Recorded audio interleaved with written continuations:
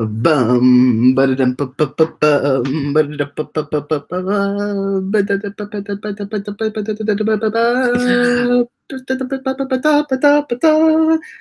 started like messing it up like almost immediately, so you kind of have to roll through it. Hey everyone!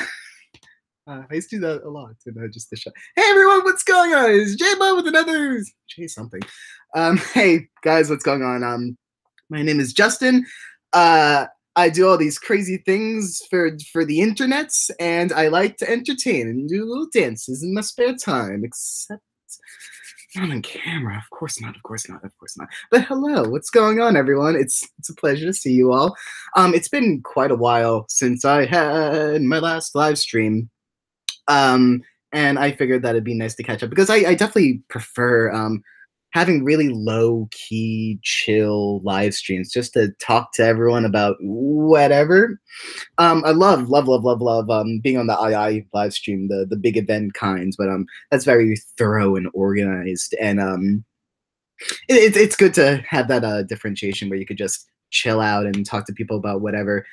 um, so yeah, I'm here. I'm down to.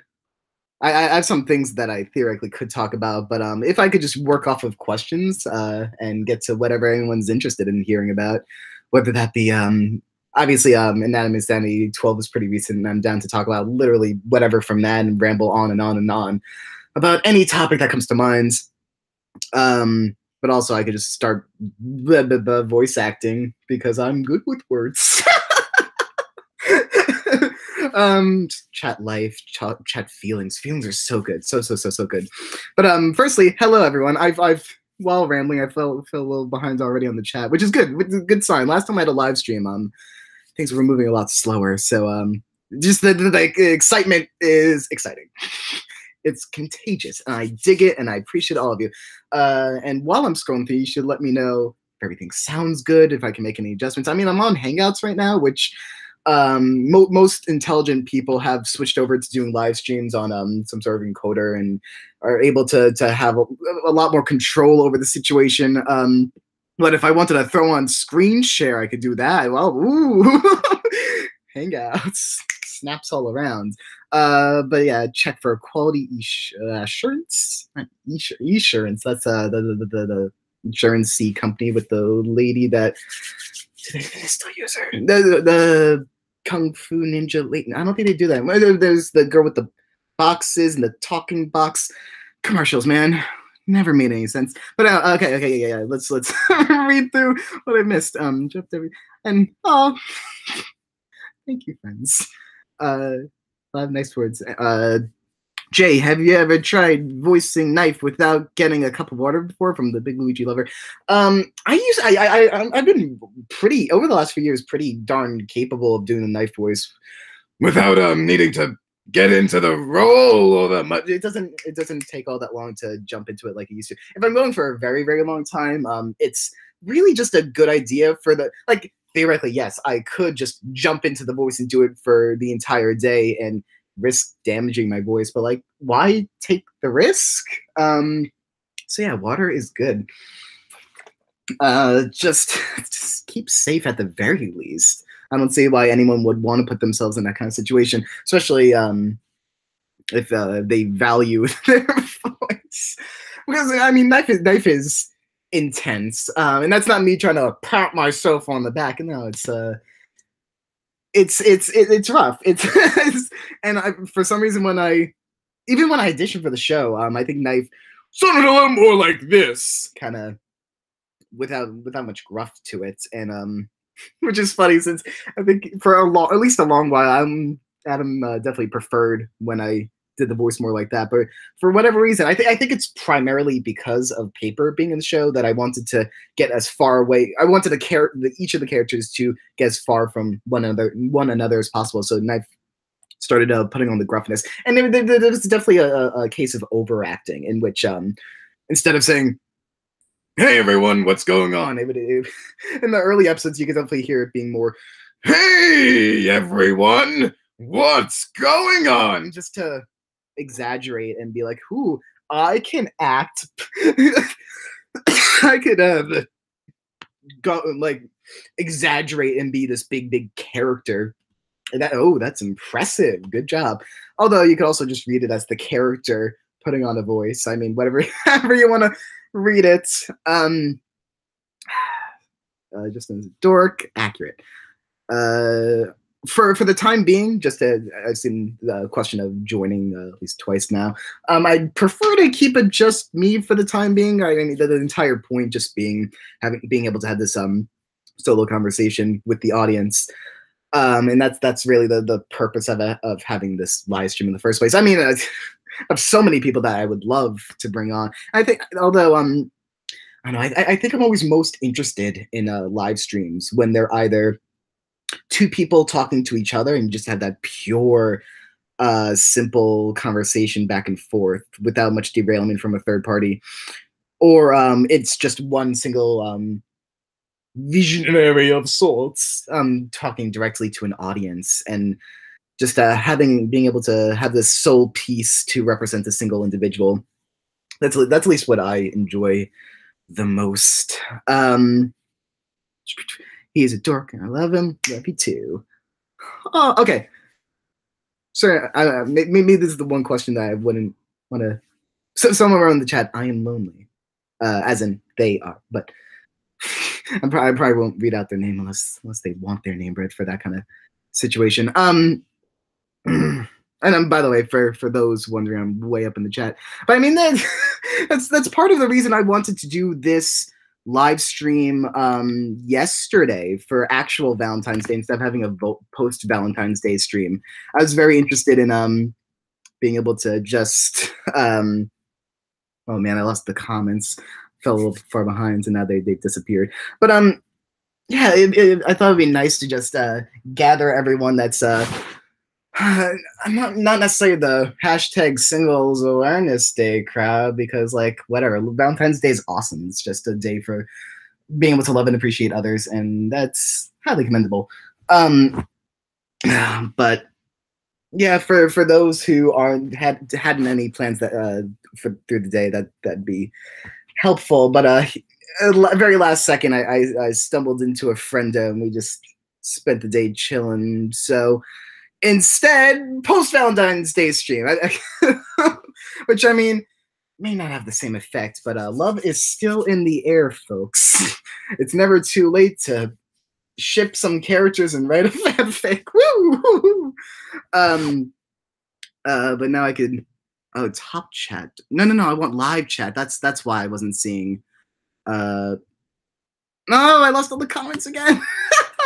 I love YouTube. I don't know if this is live or not, so I'll try to scroll back up. Oh, okay. But the issue being, I was trying to do the pop-up chat, but that's glitchy.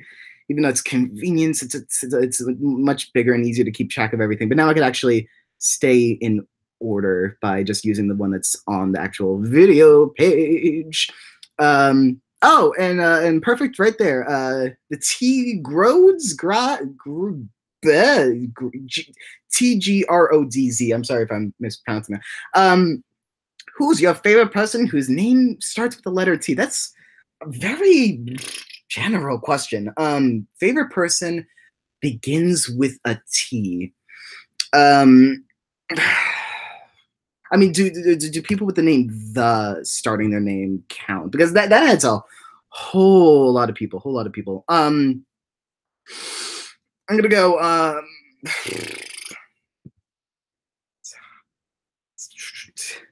Okay, so there's this guy that works on Inanimate Insanity. His name is Taylor Grid, whatever. I don't care. He's pretty cool. I could go with that. That's it might be an easy answer, but if someone's the first person that comes to your mind when you hear the letter T, I mean that's pretty good, right? I mean, so that's to count for something. Next question. Ashley the Optimistic writes, Paper, are you happy that you're with OJ? Well, are we putting this in a theoretical scenario in which they are together canonically, as an in-show canon? I mean, because obviously you could depict the show however you want. You control the media you consume, because the whole point of stupid media is to be able to interpret it, because otherwise, what's the point? It's meant to engage with an audience, and people use their perspective in order to perceive anything. That's just society at large. But when you come down to the point of content, it's very specific communication. You watch this and you experience it in your own special way. So, okay, I guess we're rolling with theory that Paper is with OJ. So, in which Paper would say, "Well, of course. Oh, he's perfect." So, I mean, woo! Which goes hand in hand with the fact that right before I was talking about Taylor Great Greengrold, so he voices OJ. If anyone doesn't know, he also plays some sort of role in Inanimate Insanity. So we're practically friendos, almost. I mean, he's pretty awesome. LOL, Taylor. Hi, hey Taylor. Stop talking about Taylor. Talk about me. Love you too. Aquamarine writes his favorite person that starts with the letter T is Paper. Accurate. The gang's all here. Duh, not anime. Good. Hey, I want toast. Can I join? Everything sounds really good. You sound amazing. Ah! Oh golly, we're really far. I'm really far behind on comments, aren't I? Whew. He did text me. Blah blah blah. Selling a sling. How fancy. Hey Justin. This is from Elemented. Elemented. That's a cool name. Hey Justin, what do I do if the haters dab back? That is terrifying. Okay, you gotta dab them away. Woo! If they dab back, I don't think there's much left to do after that. I mean, you could pretend that the dabs don't affect you, but I mean, in reality, we all know they do. It's tough. I'm not gonna just pretend that they're nothing. They're powerful. I've seen it happen in person. Nightmares, the things of the worst of dreams of pain and chaos.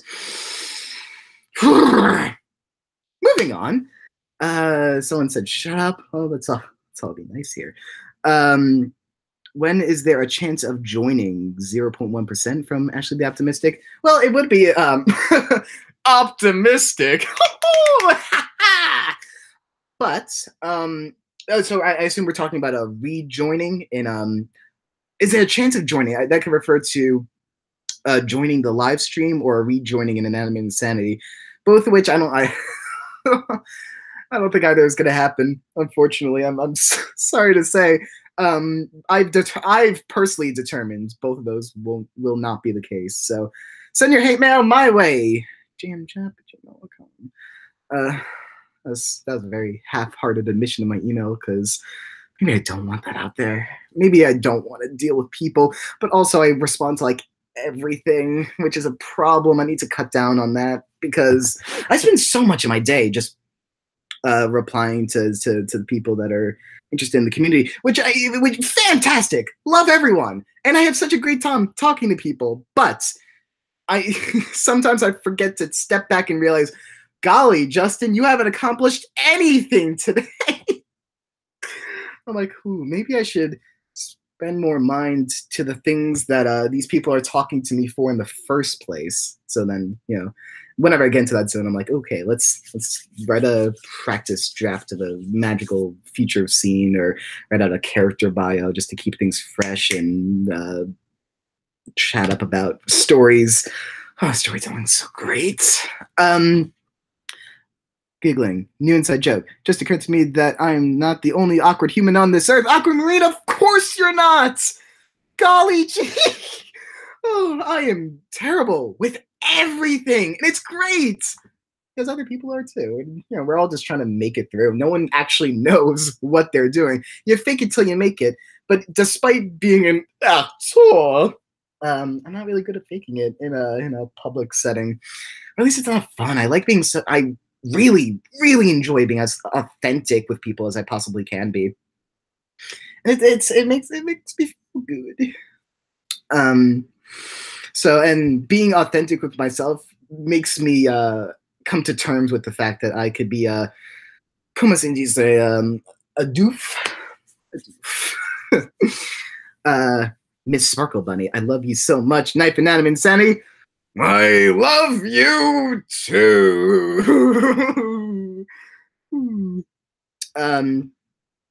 Acrylic Shine, have you seen any fan videos for Inanimate Insanity? Maybe this is admitting too much to the hashtag secrets, but if you post something and it goes up in the II YouTube tag, chances are I'm gonna see it. So I do consume a lot of fan content, and it is very, very difficult for me to avoid to get out of the cycle of watching every video I can, reading every comment I can, because I need to know everything. I'm a curious guy. Even negative stuff, even negativity, I love it. It's powerful. I just I don't think it's a self-centered kind of thing. I think it's just more of a being interested in the discussion that things I am a part of creates the dialogue. And that's what I really like about II. I could go onto the Discord every now and then. I probably should be on there more. But I could go onto the Discord and people have thorough conversations about the stories and the characters. And that's what I live for. Even if you're creating something that has a lot of negative feedback, if people are talking about it, people are thinking about it, if it engages people for a long enough while that it's not just a passive experience that means nothing in the long run, I think you're doing not necessarily a good job, because you might be doing something that's hurtful or hateful, and those get big old thumbs down. But in a general sense, I think you're doing a pretty darn good job. If you impose concepts and get discussions going, fantastic. I think that's the coolest thing media could do. Of course, I mean, and that goes hand in hand with connecting with people. If you connect with someone, you know you did a good job. If it's real and authentic. I mean, the flip side is the argument: it should entertain. It should just make someone feel giddy while watching it. But if it's soulless, it's not going to even achieve that much. But again, falling behind the comments, and I mean, I'm trying to make myself reassured that I should feel free to ramble on, because the comments are a bonus. But I think the key to any awesome live stream is just be able to hear someone's thought process. At least that's what I'm most interested in. So I practice what you preach, right? So that's the fan videos question. Aquamarine says you should just roll into the knife, boys. Oh, I think that's something I said earlier, because a bunch of other people said it also. Okay. You think I keep track of what I say? You think I'm responsible like that? No. Yeah. Roll down a whole bunch of hellos, cinnamon roll. Oh, cinnamon roll. Aquamarine asked another question. Okay, weird question. Can you do a British accent? Asking for a friend. No. I'm terrible with accents. I think the only way I could really dig into an accent, I can't do it off the top of my head. So something about it. If I'm in a room with like two other people that have a British accent, I think I could start rolling. There you go, rolling into it. Pretty, maybe not too difficult without too much difficulty. But tried doing a toilet voice, and it's a downhill ride, I assure you. Justin, I ditched my boyfriend on the spot to come to your stream from Miss Sparkle Buddy. No, but boyfriends are so good and important. What? On a post-Valentine's Day stream, no less. Oh no. But I'm glad to have you here because you're important. Other noises. Everyone keeps saying cinnamon roll, yeah, and it's important. Cinnamon roll's a good term. It just encompasses sweetness. How can you brushy bristle? Knife is like drunk. I mean, when isn't he? Spoiler alert, rut row.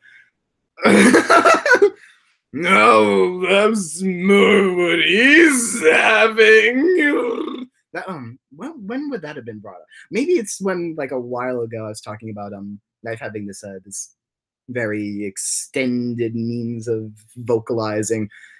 I think one of my favorites is maybe what episode did Marshmallow get eliminated season 1? It was like 15? 15 or 14. 14, 15. No, 14 the cage with 15. Uh Hey, hey, Marshmallow, welcome. Oh, jeez. Don't. Just damaging your voice is not okay just for the sake of a joke. I mean,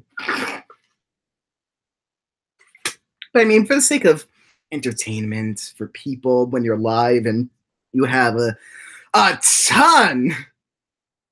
Maybe not as many as the II live stream, but enough people listening in. Entertaining is good. Being an entertaining individual is important to me, at least. Maybe, yeah. You should not devote your life to the sake of others, but I know it makes some people happy. Let's see. Knife is drunk, always headcanon accepted. Maybe did I say drunk? Because, oh well, okay. Probably replying to Brushy Bristle. Okay, but I'm doing the exaggerated voice thing. Like, yeah, basically the sarcasm arc. That's where I guess maybe that's where it came to an end when he realized how to use extended language, extended verbalization, articulation in a more proper manner for the sake of sarcasm. I mean, now that Nickel's gone, someone has to take up the mantle. Giggle. Fluffiest artist. Hey Jay, do you watch any Rooster Teeth shows like Ruby or Camp Camp? Well, I have grown up on the Rooster Teeth show Red vs. Blue, which so much of that show is incredibly important to me. And I feel like some of the best stuff in that is very influential in what I want to do, especially like the season 6 to 10 block of the show. But other Rooster Teeth shows. Actually, I watch a lot of Rooster Teeth content. Probably actually the last thing I watched before this was the newest episode of the Rooster Teeth podcast, Love on the Spot. I watch Ruby in a more passive manner than I ever did really Red vs. Blue. I've only seen the first 5 episodes of Camp Camp, but it's a very interesting show that I'll probably get back to whenever I have a chance. Although watching content is not easy for me, and that's not a matter of not having enough time. It's I spend so much of my time catching up on feeds and watching YouTube content. So I barely give myself any time whatsoever to watch professionally made content. Like, I have a huge list of things that I know that I love, and I make sure to only like spend time on things if I'm really enjoying them. But I don't know when I'm gonna be able to actually get things done. Show I'm watching right now, that I'm not too far into, but started not too long ago, was Harvey Beaks. That's a Nickelodeon show that ended not too long ago, and is the most precious, pure show like ever. And I definitely recommend it for those who haven't seen it. I mean, I also have like World of Gumball on my list, and yeah, never really got around to finishing Adventure Time. Hunter. Oh yeah, look at I'm just skimming through a big long list and like, oh good, Homestuck's on the list, and from what I gather, that'll take like years to finish. Great, for me to finish anyway. But content, that's it's you gotta make yourself time. And I definitely spend more time on creation than I do on viewing. Just in my spare time, writing scripts. Not necessarily II, because that's more of an organized effort in which we could only do things every once in a while. But I mean, outlining ideas for that, but as well, writing some side scripts for like side personal projects and school projects. That's my fave. And I definitely spend a lot more time on that. To do other questions, probably a lot because I'm not even close to caught up. Knife playing Minecraft. Stop acting who we are.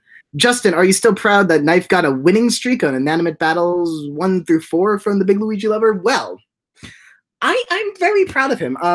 I am under the impression that it's not the exact same Knife. He's a If he was the exact same Knife, I'm pretty sure he'd be voiced by me, the one original voice actor. They wouldn't kick me off. I'm almost positive.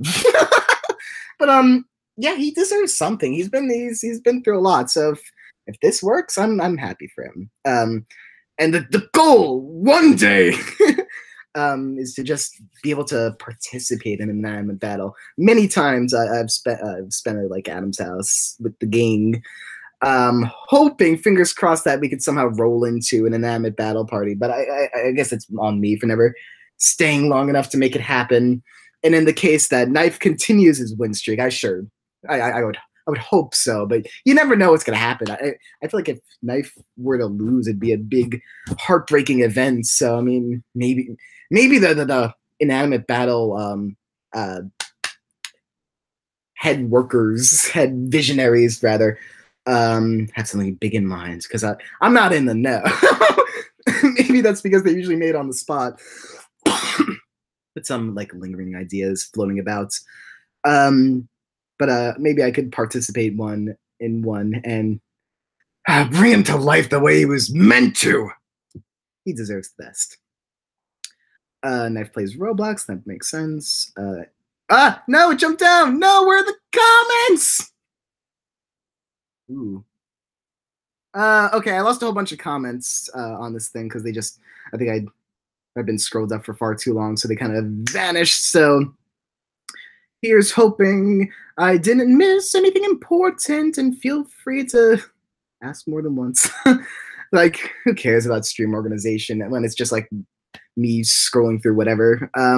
It's just a chill time. Relax. Ask what you need. We'll have a good combo.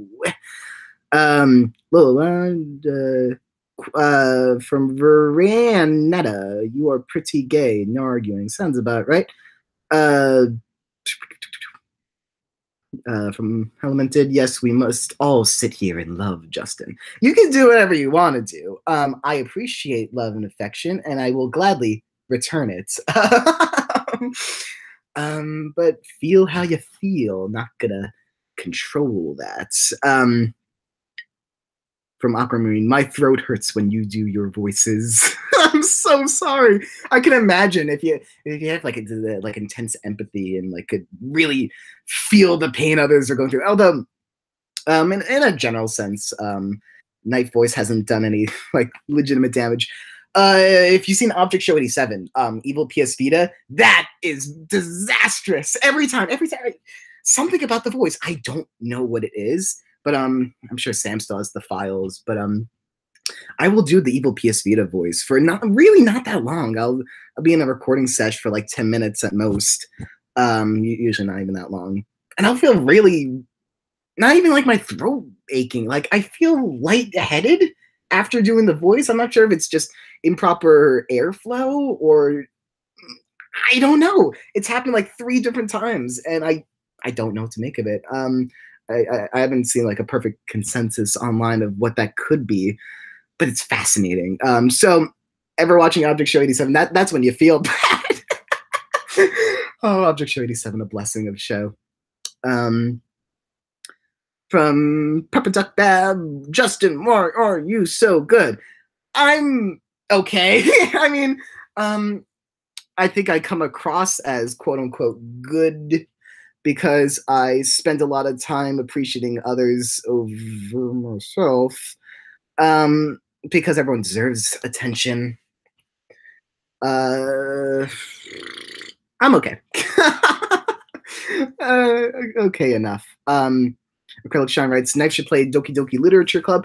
I actually don't really know anything about it. I hear the name like on a daily basis, and I hear people talking about how wild it is.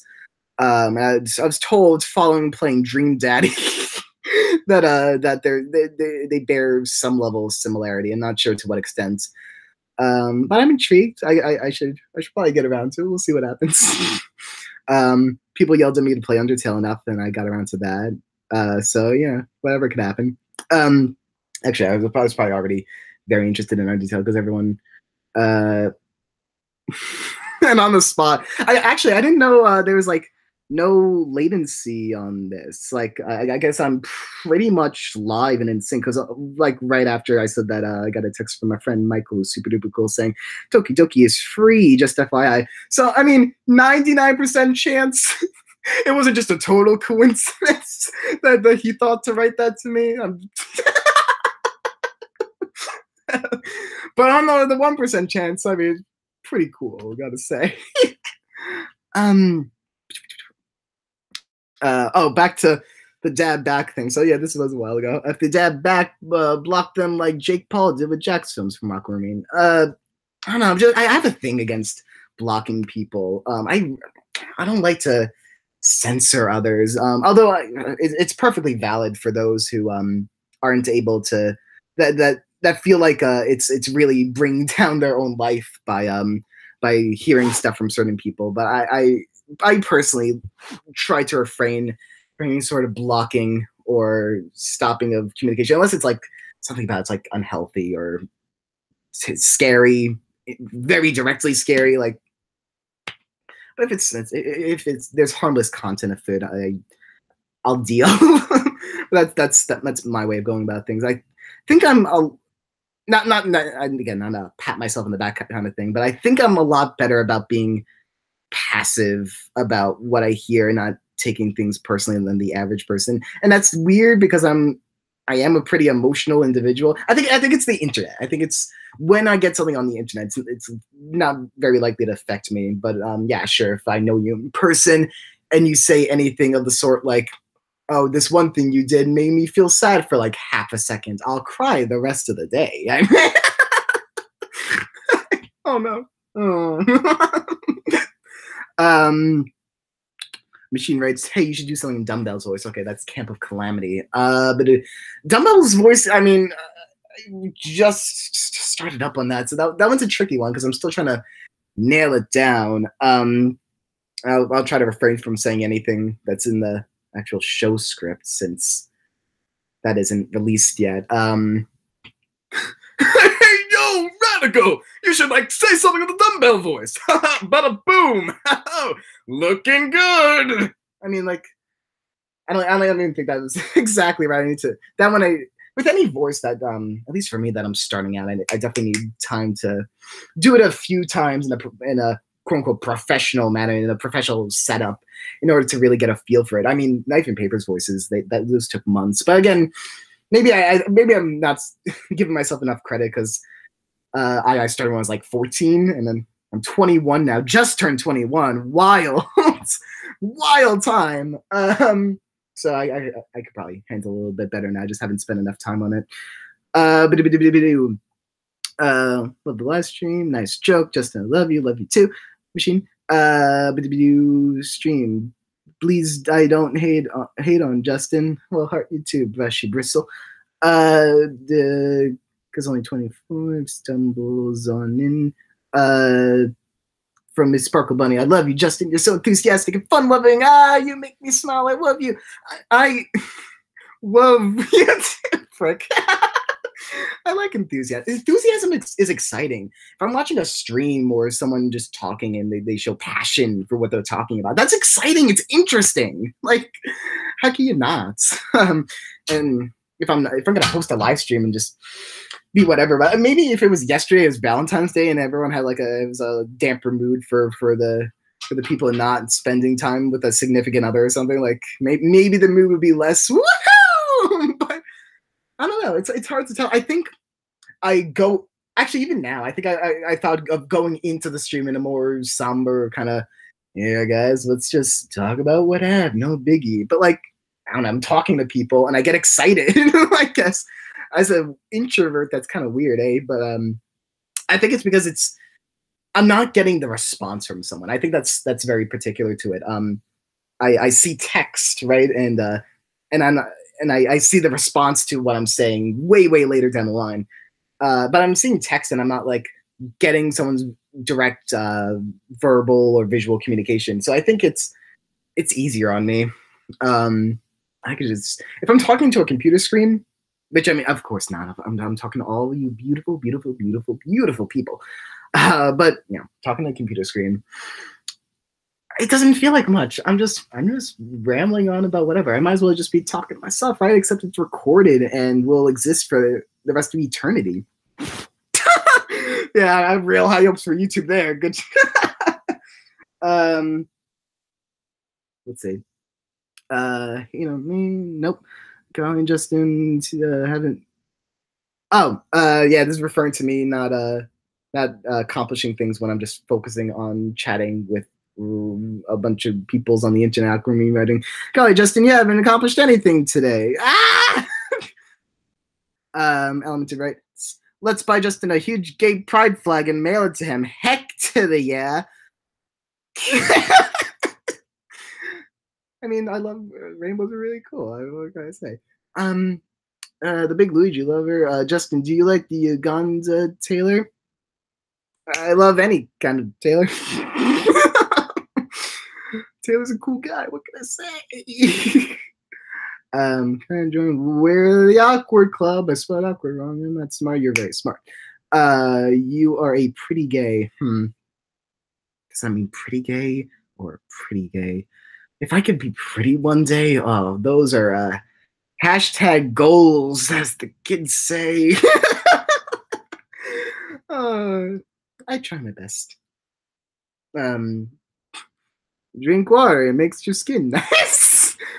Wear makeup if you like makeup. Makeup could scare me. That's a weird note. Cough says night. Let's see. Brushy bristle. Okay. I like to say something here, being the hair on Twitter and having you actually like talk to me and stuff is sweet, and I love you so much. Keep being awkward, small boys, please. Heart you too. I try my best. I feel pretty. Trailer number 1. I wonder what this is. I'll watch it later. Feel pretty and witty and bright. My voice is all scratchy. And bright. I love when creators consume fan content. It makes me happy as a fan where creator says Elemented. Yes! I mean, I get it if you're like a big time content creator and don't have the time for it, and like to the point where it becomes overwhelming, and eventually you're just like, I can't consume any of this content because thanks, Michael. I can't consume any content because if I start on one, it's gonna become a big old thing, and I'm not gonna be able to finish. And I could having a lot on your plate could be overwhelming, and I know to the point where like in the past I've just like forgone doing anything just because I knew it wouldn't be complete by any means. But I mean, it's nice to just be able to. I think it's good to have started on something and at least have that much to show for it than to have completed nothing at all. I mean, that's something I've dealt with over time, but like I have quite a few projects along the lines. It's like, oh, Justin, this is going to take years to complete. Don't even start it. And I'm like, okay, I won't try growing my creative potential because it's not going to end well anyway. I mean, creation is important. I mean, even I mean that's another BFB advantage, being able to constantly create new content and come up with constant new ideas. Although it is, I mean, that's also like the TV show versus movie debate. What has more creative potential? You could spend forever in creating the perfect movie and sculpt it, so you could achieve perfection, or you could go into TV and be able to tell a ton of different stories, even if they're all thematically tied. But be able to, even if they're not like super well worked into, you spend a ton of time on it, and it's interesting. I'm definitely more personally interested in TV style storytelling. I want to tell as many stories as I can and explore as many different characters as you can. Movies are great, but they're focused to the point where you spend too long on them. Spending that long on a single story. I think I'll take exploring creative potentials in a larger multitude. Not to say I wouldn't put a ton of heart and effort into each and every segment. But with movies, obviously, there's plenty of people out there that have worked on tons of movies and tons of perfect products, so they would see fit. Being able to work on a ton of different stuff is exciting. IMO. Justin, how would you react if II plush toys came to the shop? Big Would You Lover? I would love it. It's tough, right? I mean, hey kids, don't you want to buy a knife? It's a plush, but it's a knife. I don't know what the rules are for toy creation. I wish I knew. I wish I knew more. I would love it. I would absolutely love it. I've seen people create plush products before for II characters, and it's exciting. I don't own any of my own, but really, anything II related, I'm gonna be pretty darn excited about it. Plush toys are the best, especially when they're good and fluffy, and I give them a big old thumbs up. And then Aquamarine writes, "Oh, I'm making a knife plush. Super cool." And even if you think it's cool, even if you think it's bad, it's not bad. Hey, Justin, have you seen any of the II roleplay blogs on Tumblr? They can be pretty entertaining from Elemented. That is one thing that I haven't dug deep into, I'll be honest. I stumble upon them occasionally, and I appreciate them, and I'm fascinated by them, and I love the interpretation people put on characters. It's fascinating, and II content is important, because, especially when you have a show that doesn't come out all that often. Which, I mean, back to what I was saying with movies and TV, I guess II is more like a movie event, because we spend hours and years and forever conceptualizing single episodes as though they were a big movie event. So, yeah, I mean, would I love to work on an II series that got out a lot quicker?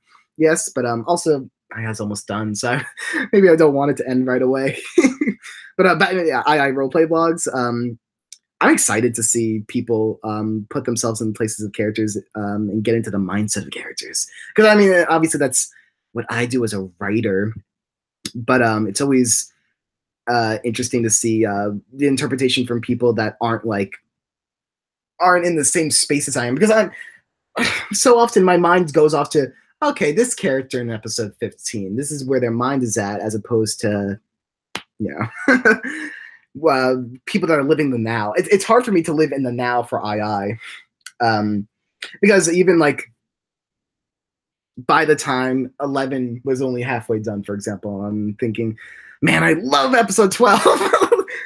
I'm like, oh, people aren't going to see that for forever. I mean, I love episode 13 as well. I'm always so excited about II. I was trying to open the snacks. Heart you too, Michael. Right. Questions. Hey, baby, I'm gonna run into your DMs. Snap, snap, snap. What's the daily routine of a Justin Chapman from commentary? That is a radical question. Yeah, I guess it differs greatly depending on whether I am. Well, obviously, school day versus non-school day is a big old deal. School day, it's wake up at either 8:30 or 10:30. And then you have your social media circle. It's super hard to not get into the habit of, you got to hit 20 different social media apps in the morning. Otherwise, you're going to fall way behind on everything. I have to read every tweet. I have to see what's new on YouTube. I have to check on Time Hop and feel nostalgic, check mail, check the weather. Occasionally Instagram and Snapchat, but I'm not too crazy about those. Tumblr, very important, very, very important. Discord and Skype and blah.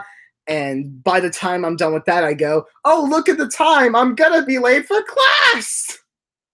I'm always in a rush, but I'm never actually late because I'm a fool who's afraid of being late to things. But by my standards, late. Although just this morning, I don't think there was an actual emergency per se, but the fire alarm went off in my apartment and got me out before I was all set to go. I'm like, oh, I'm not shaved. I didn't brush my teeth. I didn't fix my hair. I'm a mess and I feel gross, and you just gotta have to go through the day with that just to survive a fire. Like that's a big deal or something. But yeah, you go to classes. I live about like 30 minutes from campus by walking, but if it's cold enough, I'll take the subway, and that's more like 15 minutes. Not bad, not bad at all compared to a bunch of my other friends. So I feel fortunate in that regard. I'll stay on campus, maybe head to the library, chill with friends. I mean, then I come home and do the social media circle again. It's terrible. It is so easy to just fall into that trash habit. And this it's hard to escape because at least if you're like me, you want to consume every little piece of content and media and conversation as you possibly can, and it's rough. It's a ton of it. Every day, every day, every day. Oh, don't forget Reddit. Really, I'm just on the Steven Universe subreddit. I'm a fake Redditor.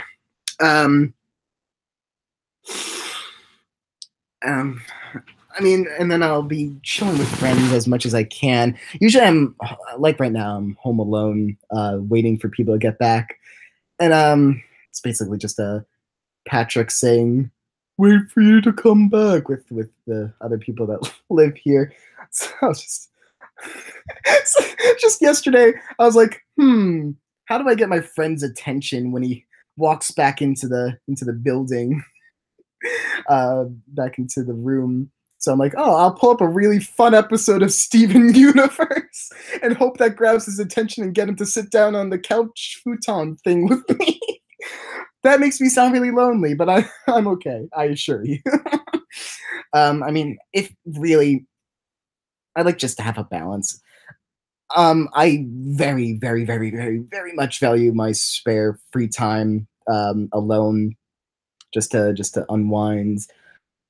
But and if I do want to talk to someone, I really can just jump onto Discord and say jump into the II server voice chat and just talk to whoever jumps in. But, you want the comforting people in your life. You have those set individuals who are so important. And then I'm usually asleep by like, depends on the day. If it's not actually, I used to be a lot worse than I currently am. Back in like late high school, I was a mess. I'd be like, oh yeah, going to sleep at 3 a.m. and waking up at 6 a.m. ain't no big deal at all. Jeez, not a healthy boy back then. Now I can't stay up as late as I used to, and I think it's because I'm old. I mean I'm a legal 21-year-old jerk. Who could do all sorts of things now. Winkety wink wink glug glug. Oh jeez. It's a blast, I assure you. But yeah, now I'm asleep at like 1 or 2 a.m. That's pretty good for me. I'm doing well, I assure you. It's hard for me to have routine because I'm trying to accomplish a bunch of different things every day. Mostly creative things. If I'm not doing something creative, I'm a mess. But also just spending forever Twitter DMing and Discord DMing. Everyone knows that looks like a bad thing. That's scary. Okay, the RP Discord. For a moment I was thinking, oh, someone's talking about the RP blogs. I wasn't talking about that long ago. So that means that I'm probably catching up on comments, and then I realized, no, this person's just responding to the initial person, I think. So I'm not close at all. Ooh, that's way worse than okay, I mean, if I was in a hangout chat with someone else right now and they were saying the things I'm saying, I would reply to them saying, whatever. Like, I think the most important thing of a live stream is just interesting conversation, just being able to say things that are interesting. Like, responding to people just is, it kickstarts ideas. But if you have an idea going and you're on a roll and you're not just trying to fill time with saying whatever, like, what's the big deal? You shouldn't feel obligated to respond to everyone. But also, I really like responding to everyone. I want people to feel good. Because there's times for that. I mean, always respond to Twitter DMs and Discord messages, and I'm trying to catch up on my Tumblr, but my Tumblr is pretty trashy now. Let's see. Right now, if I go to my inbox on Tumblr, yeah, 91 messages that I have to get through. Great. I thought for a while I was thinking, oh man, Justin, don't go too fast. You're gonna run out of Tumblr questions. And I was like, Justin, what did you do? Cough, cough. And I love answering questions on Tumblr. I love being able to just ramble on about my thoughts, but that's what this is good for too. Maybe I'm not accomplishing things as efficiently on here, but it's nice to freeform everything and just get your thoughts across without having to worry about everything else. And I mean, I talked about this earlier, but I really enjoy just listening to a single person live streaming and just getting a single person's mindset on things and just being able to paint a full, complete picture to the best of my abilities. But let's move back to questions. So I'm thinking, I run one of those RP blogs. It's nice, really gives me a good laugh from this Canadian Sparkle. I bet it's awesome. I'd like to hear more about it. If someone came from Tumblr, RP blogs, Junk Knife, IDR Animations writes, who gave you permission to be this adorable? I appreciate you. I try my best. I mean, it's just me being me. If you met me like when I was in like maybe like late middle school, early high school, I was pretty closed off and emotionless. I think something kind of snapped together like halfway through high school. It was like, wait a second. Emotions are sweet and pure and important. But imagine like stone-faced, serious Justin. What a doof he is. I mean, I'm sure if you are able to find like earlier like live stream comments or like Ask Adams from like 2012, whatever back then, I'm sure you could find Justin being silly back then too. Actually, 2012, that's maybe the start of high school. Oh, maybe I'm thinking more like in person because I guess on the internet I was always kind of a goon. But I mean, who isn't? Like, what awkward kiddos who grow up on the internet aren't a mess in early high school? And who has friends? All my best friends I made like halfway through high school. Before then, but like, I mean, that happens. And now I'm pretty content with how things are in life. Thumbs up to that. Thumbs up to life. And it does get better. Of course it does. I hope that this isn't my peak, but who's to say? And you meet cute people too. Back to stuff about Junk Knife. Hey, Marshmallow, welcome. Yep. Wow, we're pretty far back. Oh yeah, and you watch RVB? Yeah, heck yeah, I do.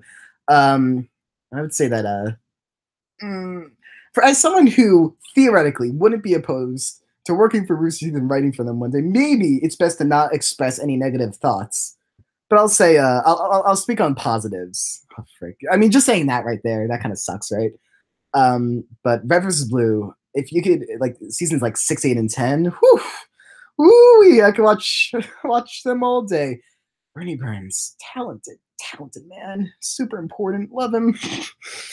I was just watching a podcast with him too. He's just a fun guy all around. Want to find? Have you lost your voice doing Knife before from Awkward Marine? No. I don't think I've. I think maybe like only once or twice ever I was in like close to losing my voice area, and that's like from like screaming at like parties.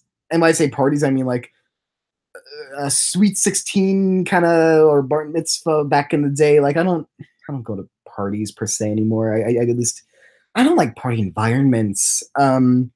It's being in an area where it's difficult to be heard and discuss things with people, music blaring, and everyone's drunk. I don't mind drunk. I don't mind being around people who are drunk and doing drugs. It's just being in an atmosphere where you're like it's kind of forced upon you.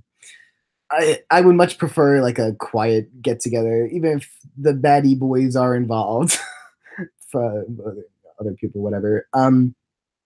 I like being in environments where I can talk to people. If I can't talk to people, I'm gonna lose my mind. I don't care how good the music is.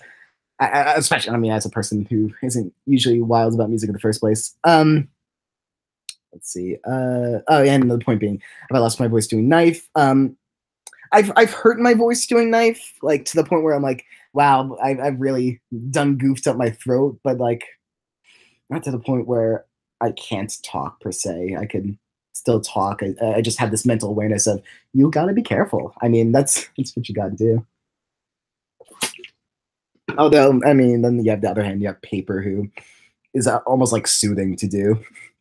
Hey guys, what's going on? And that's always my that's the go-to line. Ruby's pretty good, but I haven't actively watched it in a long while. Yeah, Volume 3 is the only one that really grabbed my attention per se. And that was actually at the time I was still doing reaction videos. So, and I don't think that was the reason. It just so happened to be that. But yeah, I watch it passively enough now. Not something I really am crazy about sinking my teeth into. Yes, that's a reminder that I have to still do voicing for a thing. Thank you. I do need that reminder because it's been a bit. Watching content isn't easy for me either. I have the attention span of a stick on the ground, and I'm always watching YouTube or listening to music from Elemented. Yeah, it's really easy to get into the YouTube flow because you have a specific feed that tells you this is the stuff you got to watch. And granted, I follow way too many accounts on YouTube and don't watch the majority of stuff that comes up in my subscriptions. It's like, oh, I'm aware that with this account, I'll watch one of the videos every few months that interests me, but you know, yeah, I'm still subscribed to the Fine Brothers. College kids react to NF. Great. This person is doing a song cover, or this Pacific Rim 2 trailer. Like you get eventually you subscribe to a channel that does a whole bunch of different kind of content, and you find that for a bunch of them, that content that interests you only comes up every once in a while. And I don't know. I've been on YouTube since 2008. Yes, that sounds right. 2008, late 2008, October. So I've been subscribing to channels for quite some time. I haven't, although I used to be obsessed with, not obsessed, but get into the habit of having a billion tabs open at once, which I've come to terms with the fact is pretty silly. And I didn't even make use of the watch later feature on YouTube, which is so unbelievably helpful, as I've come to learn. It took me way too long to figure that out. And I would just have YouTube videos open. Every YouTube video that I need to watch open on my computer as a reminder that I need to watch it. And I'd have like 30 tabs minimum opened, and more than half of them would be YouTube videos. And I think I like ruined my previous computer doing that. And I feel pretty bad about it. Did I lose my spacing comments? No, I did. Okay, there we go. Okay, you love Gumball too. Okay, yeah. Actually, I haven't watched too much Gumball. I won't fake being a fan here. I've seen a handful of episodes, and each and every one of them I've said, "Wow, that is fantastic. I need to watch the show." Still haven't though. That's on me though. The show's still awesome. Yeah, the agreement from Mike and Kineko saying that Gumball's good. I never wanted to hear the words Homestuck come out of Justin's mouth. I'm told that I'd love it, and from what little I know, I feel like I would. But again, that would take forever. Yeah, good luck. Ridiculously long and down the battle, just in the proud father. Galax writes up, JayBuddy, it's me, your boy. Hey, yo, what's happening? Yo, finger guns. Friendo. That was a big thing in I forgot about that in II. We were pushing in very early drafts of episode 12. I don't think we had mentioned this in any real context yet. But before we had Got You Girl at the beginning of episode 12, Lightbulb talking to Paintbrush, and Got You Guy later. I think we had friendo and maybe friend using friend in a gendered way. Friendo.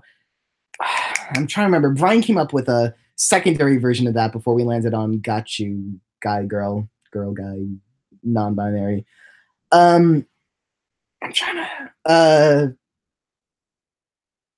I think I think I got it in my head, but I don't know if he's here or if he's listening. He could remind me. I know it.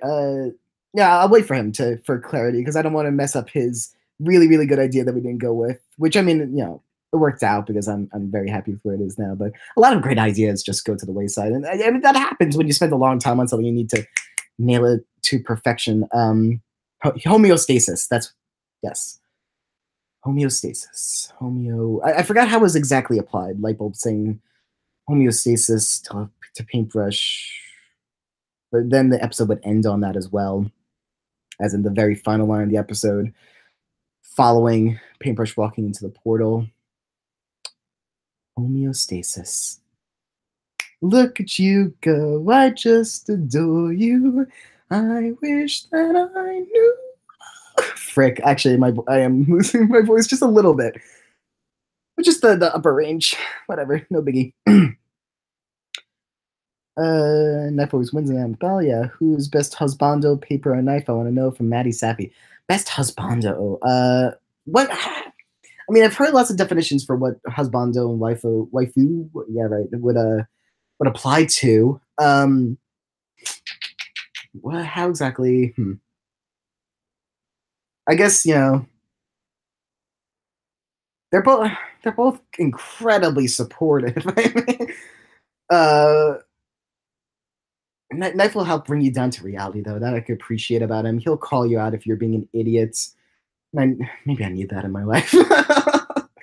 But Paper is adorable and incredibly supportive, and is a super positive force. So I think it's hard to choose. I think I'm more drawn to that Paper attitude for certain, personally.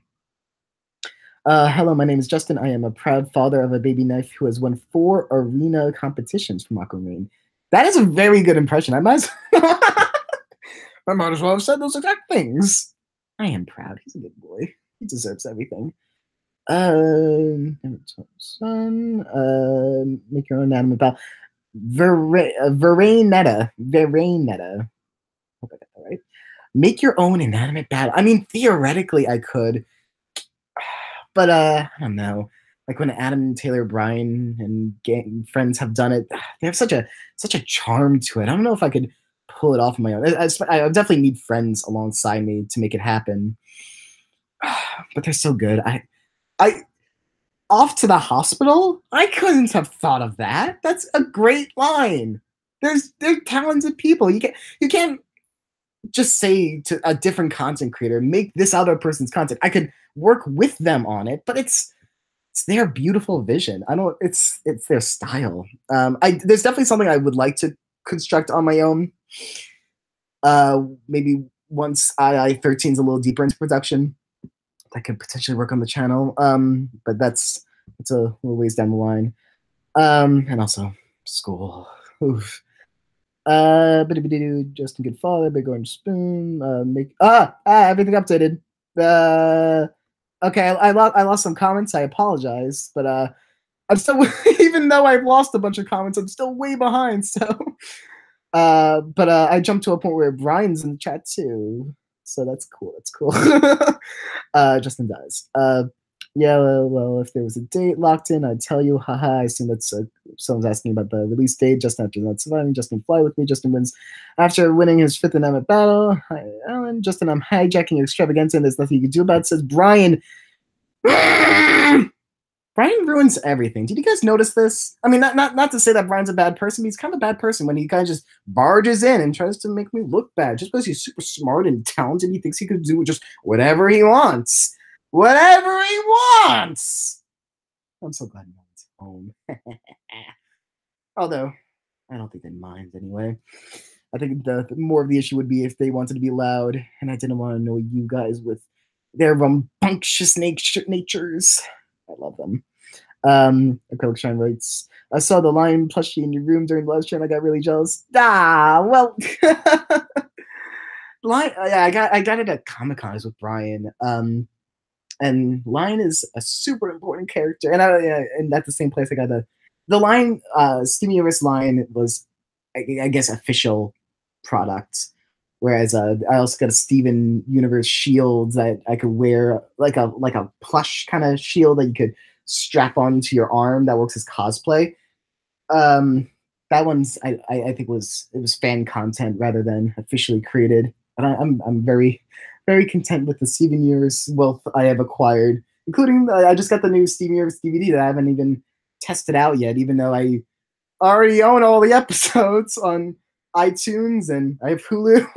But of course, there's me who's obsessed with the show and wants to give it everything I have. Brian writes, "Hey Justin, can you add me if you want? I've already taken over the comments. No, not happening. I'm maybe this is a solo stream. B word." We'll do a duo live stream soon. I assure you. Don't let me forget, Brian. I'd like to do a duo live stream, but also one-on-one with just a single person live stream and not have to worry about actual human beings communicating with me directly at the moment. Okay. And if there was a release date, I would tell you as a response to someone asking about the II Kickstarter commentaries, which is actually something that came to my mind earlier. Because there's the debate of because I'm partially responsible for that. That's on me. But there's the tricky debate of how to organize the commentaries, because initially I had this big vision. Because, okay, Kickstarter backers, if they paid enough money, they get season 1 commentaries, and if they pay even more, they get as well season 2 commentaries of episodes. Which, I mean, they're not out yet, but I think as long as the show isn't done, I think we're in fine enough terms with that. Although I would like to get more into it. But the tough situation being, initially I was trying to organize it in which there would be like 4 or 5 people on each episode that would have very, very specific things to talk about in the episode. And I think I was being a little ambitious with the people that we try to be getting on. But then there's also the issue of maybe if we make it just me, Adam, Brian, Taylor, it'd be a lot easier just to be in a single room and spend like 6 hours just working at commentaries. But I also pitched the idea of I like I was rambling earlier about the interest and intrigue just having one person speak. I personally would be totally down for doing commentaries that are having like 4 sets of commentaries. Like you could listen through all the commentaries with Justin, and all with Brian, all with Taylor, all with Adam.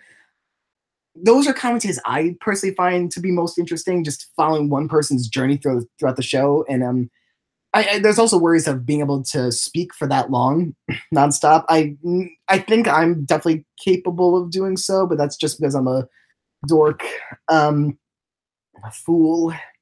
I mean, if you take notes beforehand on what you want to talk about, I can't imagine being in a situation where I just have nothing to talk about, because I think, like, especially with season 2, there's so much to get into, and I'm definitely most interested by that.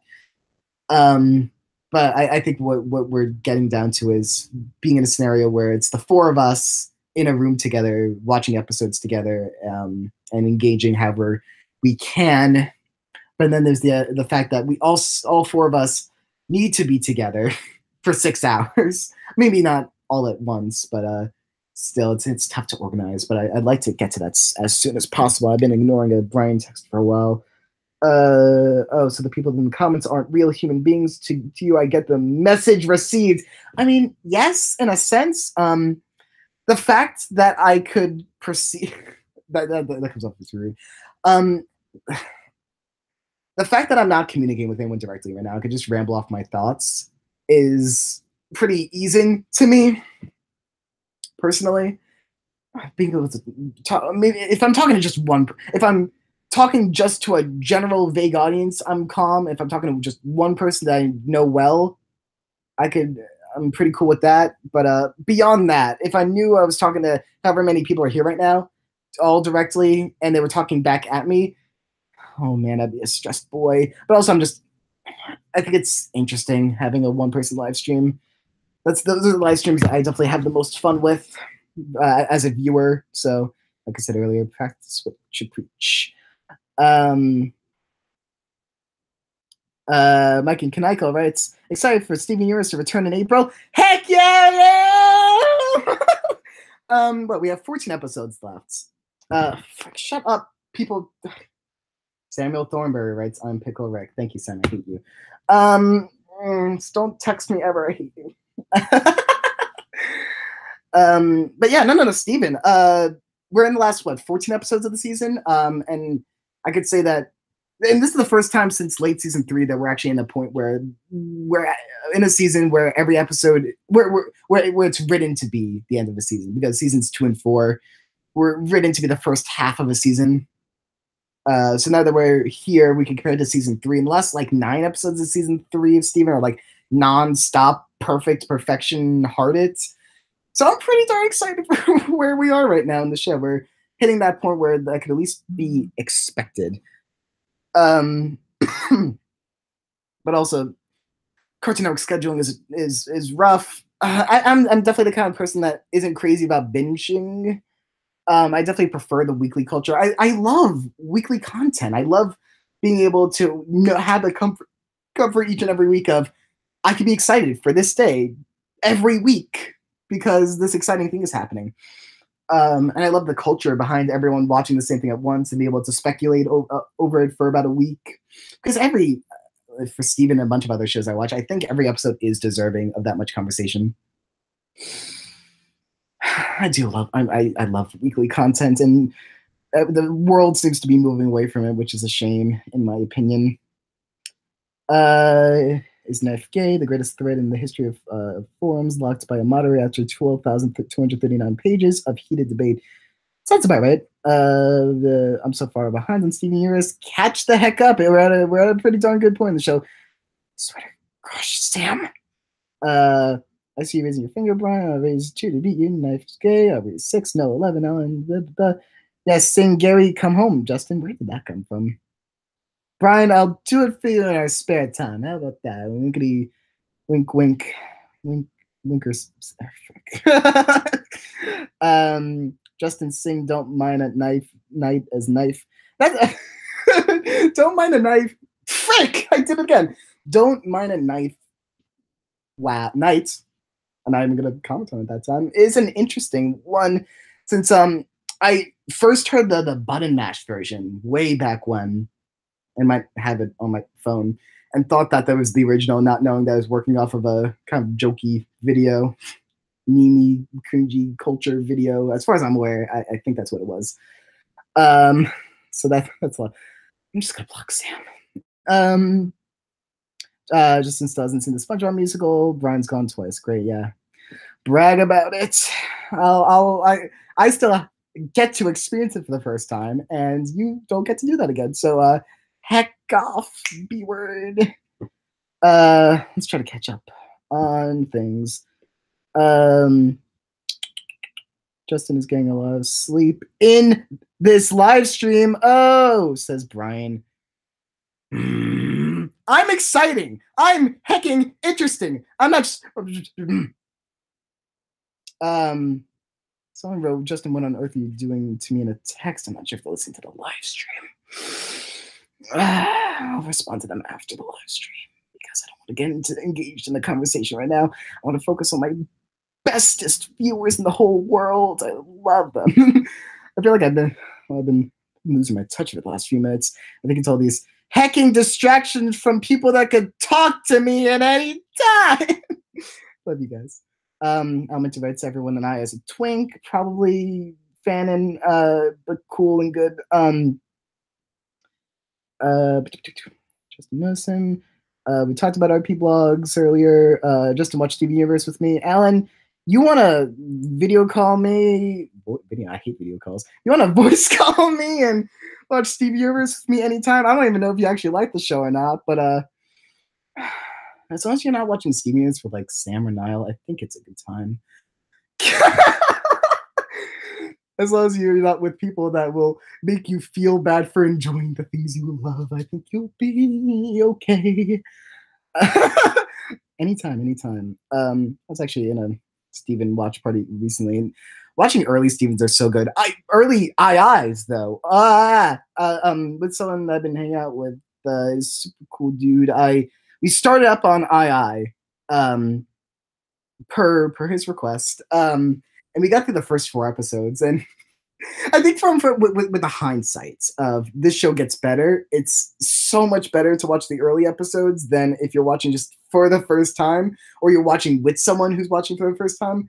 Because this is just it. I mean, you can't when you say to someone it gets better, it is rough, right? Because it doesn't matter if it's good in the future. Right now is what matters. If you're watching something in the moment and you're not enjoying it, it's not a good experience whether you know it gets better or not, because you're still consuming the not as great content. And I's tough, but he was nice about it. I'm not sure whether it was just to be nice to me, but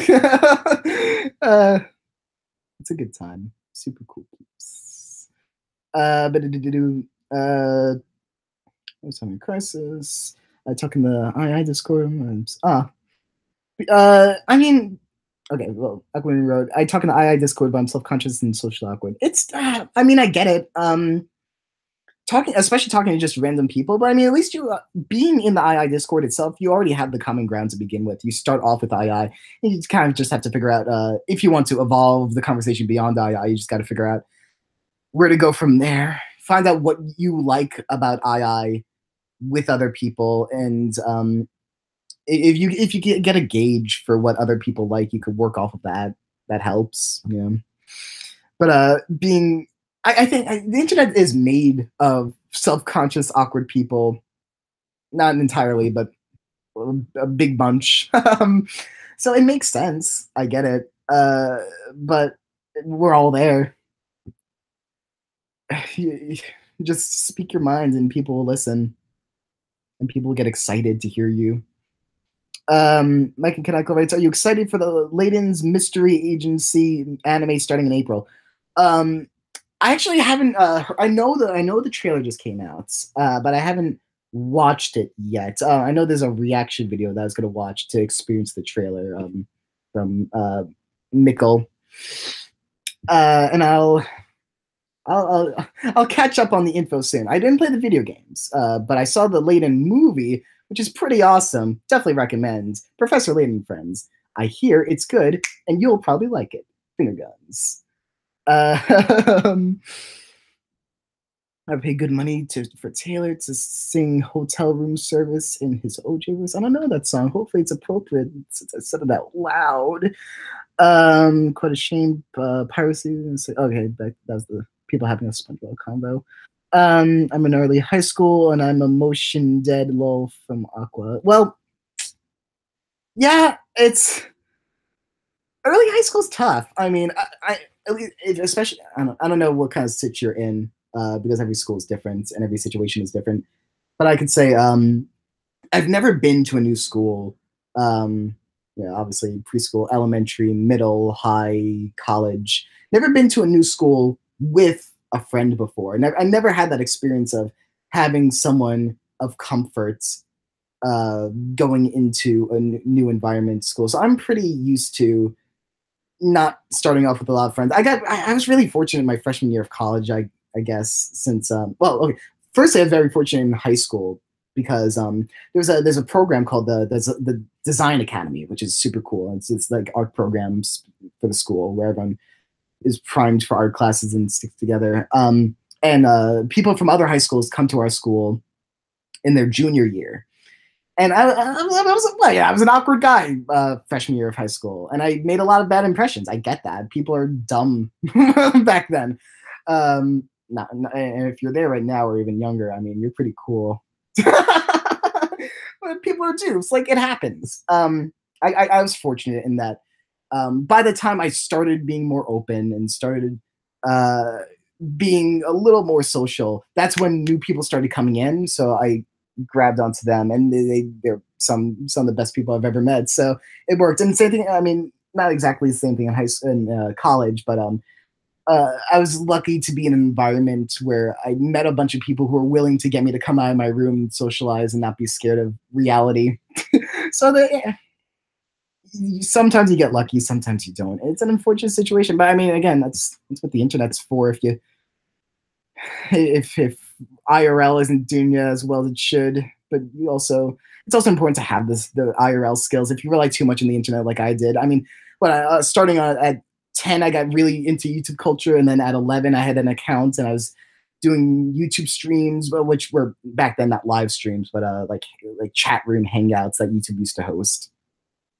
And I used to put all my social time into that, and that ruined me. It happens. Don't rely too heavily, but you have a balance. There's nothing wrong with making friends on the internet, as long as you're safe about it. But chances are you are.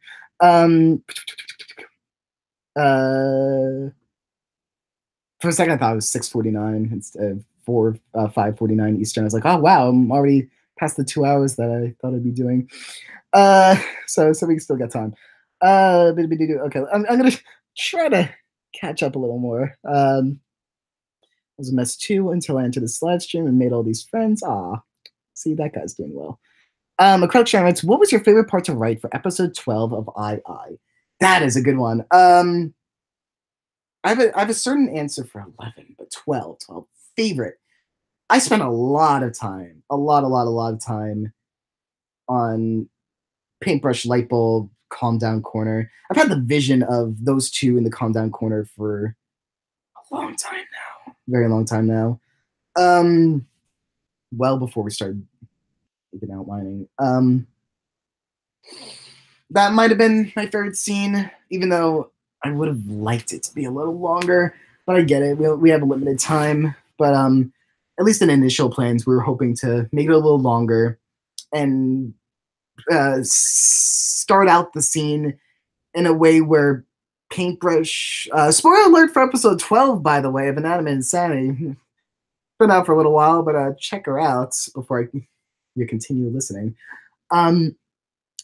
Paintbrush was going to be very aware that they were going to be eliminated, and felt like there's no other way around this, and this kind of just sucks. And Lightbulb cheering them up was a very integral to it. And this, we go through the stuff about the letter C and being non-binary, which is very important to where Paintbrush needed to be there, and making sure it happened in a very honest, authentic manner. Go away. Sorry, I hung up on someone, but I didn't see what the number was either way. Not someone in my contacts. But it was important that at least initially, cut-downs happen. So we end on a laugh, which is cute. But a cute moment I was hoping to bring in was Lightbulb extending a hand to Paintbrush at the end of the scene. And we get like a full conversation instead of a segment of what they talk about. Lightbulb extends a hand to Paintbrush, and then Lightbulb, helps them over to the elimination area, and they go together. And it's like, this is the end, but we're going to do it together, and it's going to be nice. But either way, that scene is important, and I had a blast writing it with friends. Of course, with friends. It's a group effort. Everyone on the writing staff is incredibly talented. On other scenes, everything involving Salt and Pepper was a blessing. So excited about that. I love writing anything involving Mike and Taco. They're great. They have a great dynamic, and I love them. Favorite scene overall to write in II, easily. Knife suitcase at the end of episode 11 on the docks. That's still my favorite scene. Although I love a bunch of scenes, and I'm not quite sure if 11 is still my favorite episode, if it's 12. But because 11 has so much credible build-up and payoff, but 12 also does it in a really fun, interesting way that is very self-encapsulated, which is also impressive in its own right. And 12 fills up space a lot better. As in, I think it's very consistently engaging, whereas 11 does have its few slower moments. But I love the episode 11 scene with Knife and Suitcase. Just I love putting characters in a situation in which they're actually able to get themselves to question their morality and and their perspectives on situations, and there is like a legitimate transformation that happens throughout the scene and actually gets Suitcase to rethink her position on things in a very valuable manner. And the characters, I think the characters are just like Mike and Taco. I think are very good for bouncing off of one another.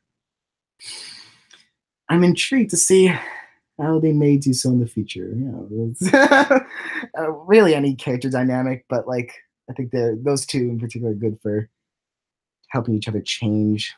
I guess same goes for light bulb and paintbrush, light bulb and test tube, and test tube. Potential future dynamics that haven't been hit on yet. That's fun too. Like, hey, I sure do like this dynamic that no one really talks about because it hasn't been actually shown in the show yet. But don't worry, within a year, people will be shipping them. It'll be great. It's exciting. Let's see. I haven't listened to any musicals other than Heathers and Hamilton and Basic. I haven't even listened to Heathers. I'm way behind on the musical scene. Something about Voltron.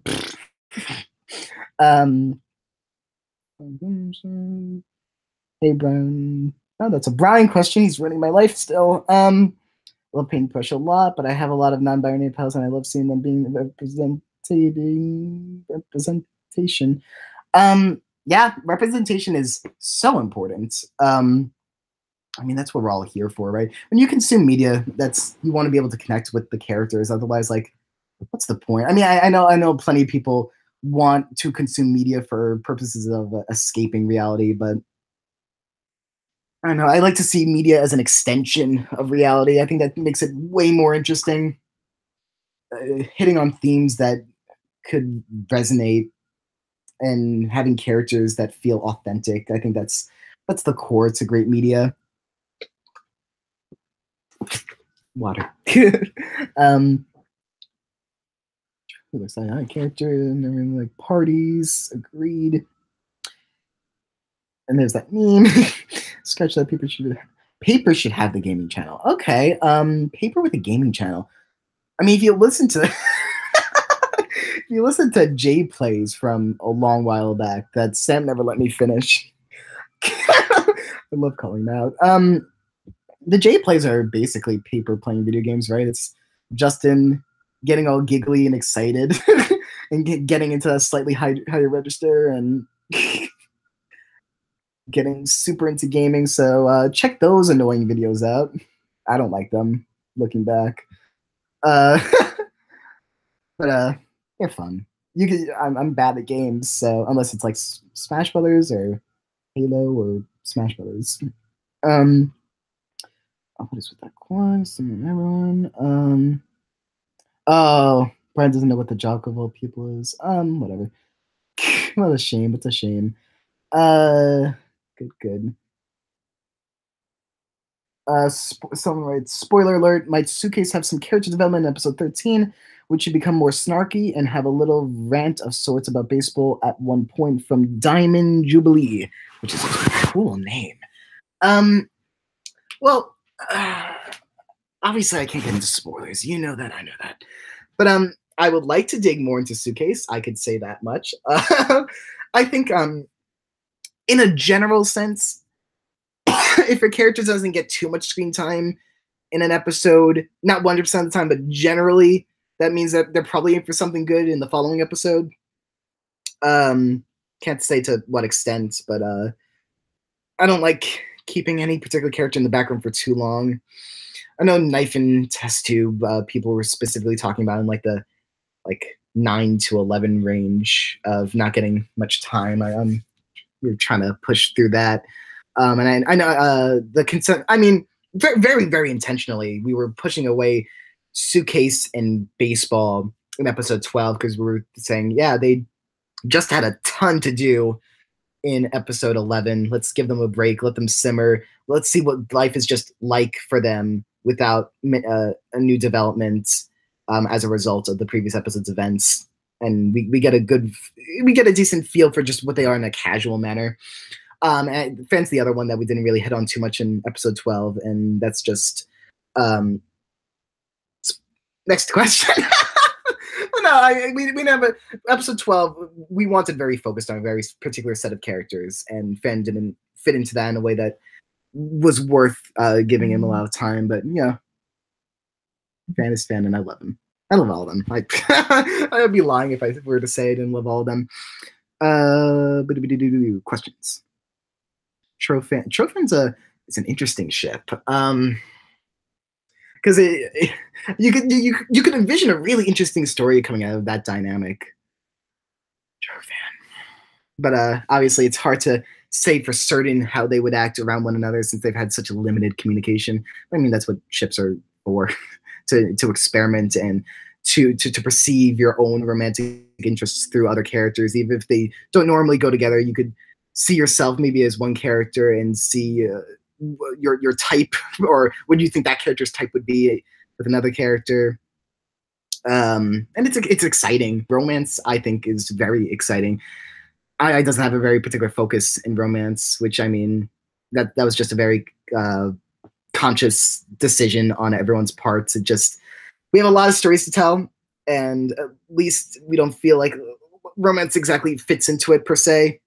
Not to say that we definitely won't hit on anything, but like it's not part of the master plan per se.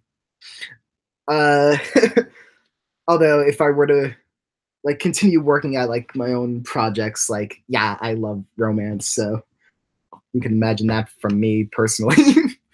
I can't. Brian learning about Jock of all people. That's good. That's good. Wow, I can't wait for a light bulb in episode 13 now that paintbrush is gone. How could you say that? No. Oh, I love them together. I think light bulb's gonna be resilient. That's what she's all about. Can't say for sure, but she does well. Fan turns to the camera and tells the viewers he loves men. Sure. I don't know why I'm being so mean to Brian. He deserves it. I ain't believe you like Homestuck. Wait till Mod Gamzee hears about this. I mean, I'm interested in Homestuck. I have a friend that talks about Homestuck concepts and characters like constantly. It makes it sound super, super, super interesting. I haven't really dove into it yet. Hey guys, opinion on Blue Jay. Sure. That's not one that I would imagine being perfect, but I mean, I think I've seen some arts depicting it. I mean, you can make any ship look cute, right? You could find what makes a dynamic interesting. Because I think you can make an interesting dynamic with any two characters. You just got to be inventive about it, and then that's what makes it interesting. How you go about it. From our hearts, too far behind. Justin. I'm sure I read that way later. Something about toilet gay, toilet is toilet sexual. Sounds about right. Do you know of the Adam Vine? Yeah, where he goes, Adam, and then we all make jokes about Adam Cats. we all do that. Oh no, someone wrote "Love Like You," my favorite Steven Universe songs. I did that a while ago. Guess I'm still behind. Row. Aquamarine writes, Justin Key, stop slowly becoming my favorite crew member, but there's so many talented crew members. There's so many interesting crew members, so many talented crew members. I want everyone to do their own live streams, just being able to talk and be honest and real and ramble. I want to hear everyone's thoughts all the time. And I think everyone deserves a fair chance at being a hashtag favorite crew member. I'm not sure if I quite deserve it, but I mean, who deserves anything, right? It's all perception. It's all societal. Okay. Brian wrote, clarifying from earlier, we had light bulbs saying to PB at the start, it doesn't matter if the teams are broken up, we can still maintain that homeostasis, which, thinking back now, could be easily interpreted. Okay. Brian, I'm talking to you directly here. and I'm not going to read whatever you say forever, so maybe you want to text me a response to this, if you have a response to this. Because this was your concept. Homeostasis, S-I-S. I know that, I'm pretty sure the intention, right, was cis as in female, right? But was there, did we have a side intention at the time of it sounding like cisgender? Is that something we had in mind? This is a while ago when this was part of the concept. I don't quite remember how we talked about it, so I'd like to hear more on that. Sam writes, "Hi Justin, I love you." After all these distractions and interruptions, Sam, I love you too. Power bottom trophy, looking good. And then at the end, when Paintbrush went into the portal, I originally wanted Lightbulb to say, "Now aware that some things have to change, homeostasis." Yeah, that was good stuff. That was real good stuff. Lightbulb said, "It's quiet." Lightbulb just says, "Homeostasis." Back in the 90s, I was in a very famous TV show. Okay, so okay, Brian confirmed cis as in female. So, I guess alternatively, I guess we weren't as smart as we should have been at the time then. Because I'm sure, like, after the episode came out, people would say, get it? Homeostasis. Like Lightbulb implying that Paintbrush is cis, even though they aren't. Which, I mean, yeah. I would gladly take credit for that. Also, the comms just updated, so wherever I am right now, up through where I previously was, has gone into the void, unfortunately. I think it's, I scroll up, and then once I hit the bottom of where I just scrolled up to, that's when it refreshes. So now I'm at a new top. Brian writes, "Off to the hospital is the best line I've ever improvised. It has to be on my tombstone." Hey, Brian, I'll get you under a tombstone just to make that happen myself. Finger guns. That's bad. Never mind. You could do Inanimate Bell. You could make it a knife special. Just play with some knives for a few minutes.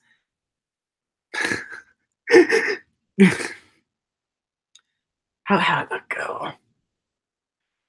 "Hey-o, daddy-o, knifey-o, how are you doing?" "Oh, I'm the daddy-o, knifey-o, living it up.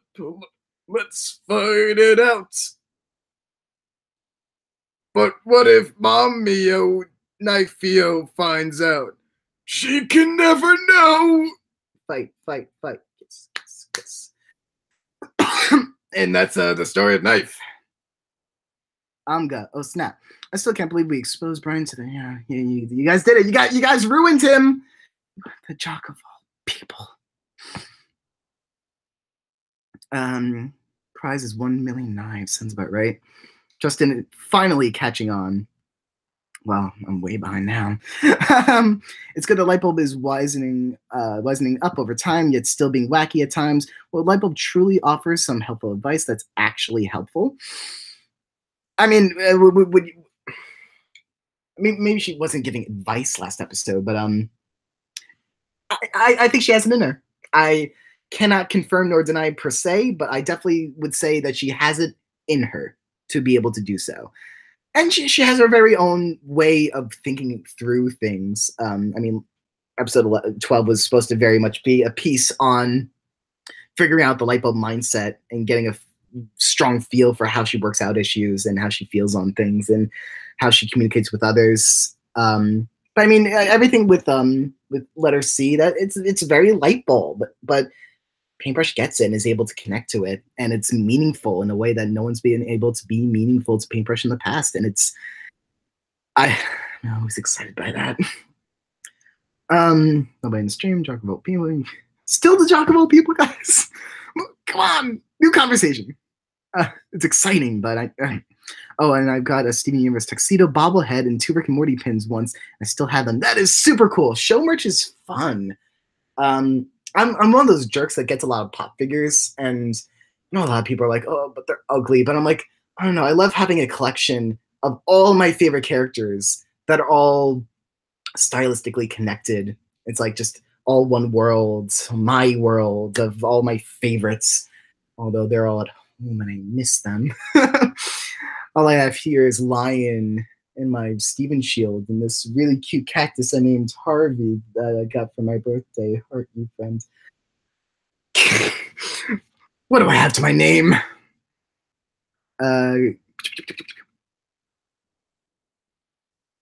His stream, Lightbulb is life. Brian is secretly taking over. Soon he'll hack into the live stream and it will be his chat. Should I be worried?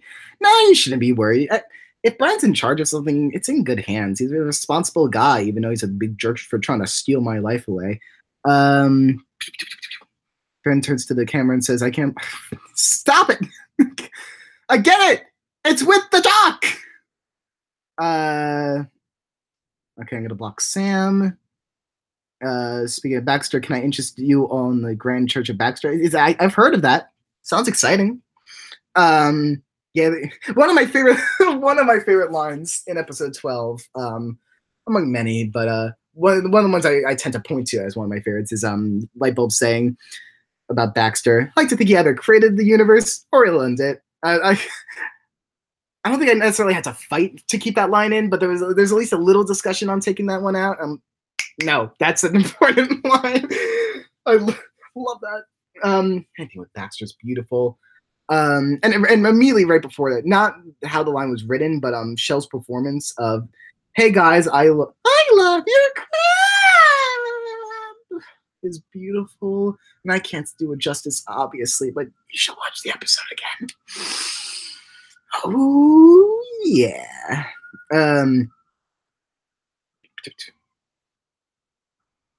Just me, I know how it's gonna be. Listen to me. Baxter probably did say gay rights in the episode. You just have to listen hard enough.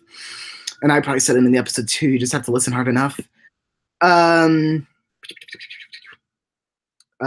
probably said it too. Yep, I guess we're all agreeing that everyone said gay rights in the episode. Justin, can you say no? Well, I'm gonna ignore Sam questions. Don't worry, guys. I know you're worried. Now that the chat's a mess, I could scroll through a little faster. I'm gonna blame Sam. If Knife wins, I'm gonna throw a celebration. You know, yeah, I'm not sure if you mean Inanimate Battle or Inanimate Insanity, but like either way, like throw a big old party. If that's ever the case. Yeah, weekly far surpasses season drop. Dang it, I was talking about that forever ago. But yeah, season drops are lame. I mean, they're good, they're exciting. It's a big event, but like each and every episode of a show is a big deal. I mean, of a good show at least. It's exciting, and I think every single individual artistic piece deserves some time to be talked about. And having a whole season drop takes away from the episodes vastly because you know the biggest moments stand out. Every artistic piece deserves attention to some extent, unless it's bad, and bad meaning hateful or hurtful or mean to people, but otherwise, don't mind it, knife. There it is. What's his nice voice sound like without the gruff? From Todd J. Joltik. Hey guys, what's going on? Hey guys, what's going on? Hey guys. Hey. Yo. My name is Knife. How you doing today? Yeah, something like that. Something like that.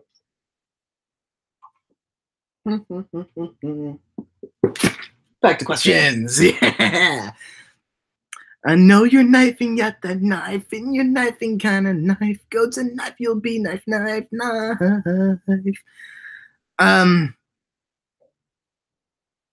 Okay, Sam clarifies. WTF, don't mind a night is not a mean thing. It's just a Minecraft parody. I am so sorry for offending. I'm a bad guy. What can I say? I'm the villain in your history. Does Knife still watch Desperate Housewives? No, doesn't have the portable DVD player. And he's actually pretty upset about it. It's banned from the set. It's too distracting, unfortunately. Mifron wanted the contestants to compete. It's a big old mess. Maybe once the show's over, he'll be able to catch up. It's been a while though. Number 15, Simon Bryan. Listen, knife. Knife say burger. No, that sounds bad. I'm not doing that. I'm not doing that for you fools. It sounds really bad. No, but now 3 different people are asking. No, later. Ask me again later. Let me get through questions, and then I'll consider your bad requests that you know are bad, you fools. It's taken Justin about a half hour, but he's finally hitting me with the comebacks. Oh no, man, it's been pretty bad, I admit. And theoretically, I could say, hey, I'm gonna lightning round some questions, but like, that is so not fun. Lightning rounding. I'd rather be able to elaborate and go into detail on what I determined to be interesting conversations, as opposed to just breezing through everything. Sam says, I hate video calls. Could not be further from the truth. I mean, maybe more nowadays than I used to. I mean, there's a period of time where I used to get excited for video calls, but that was more to see internet friends who used to just be disembodied voices rather than showing off myself. And when I like being in a conversation where I don't have to think about what I look like. I think you could avoid eye contact. You don't have to worry about those darn visual cues. You don't have to worry about how you look at every little moment. I mean, I would be on video live stream right now, but I'm not gonna bother like worrying about how I look at every moment. Like, I'm not gonna ramble on and be like, oh, I look like a mess. Like, I mean, people do that, but I don't want to think about it. I want the most pure, distilled conversation I could have with the audience right now. No third party here. Just let's talk. Let's chat. No one has to worry about what we look like. We're just existing. We're having a perfect conversation.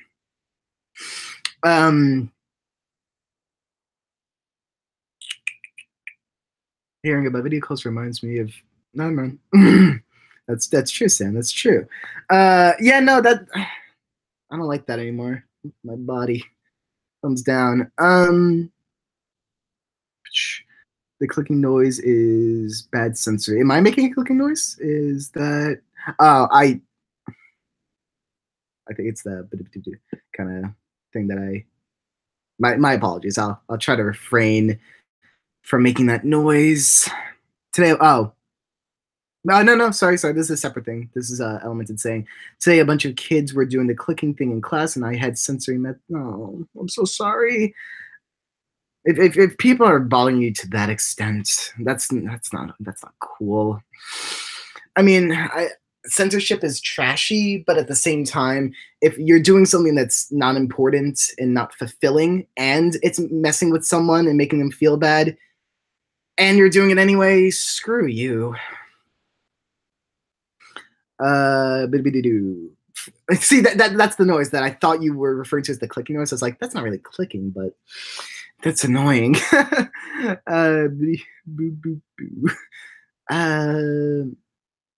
think the question's for me. Acrylic Shine writes, you watch anime?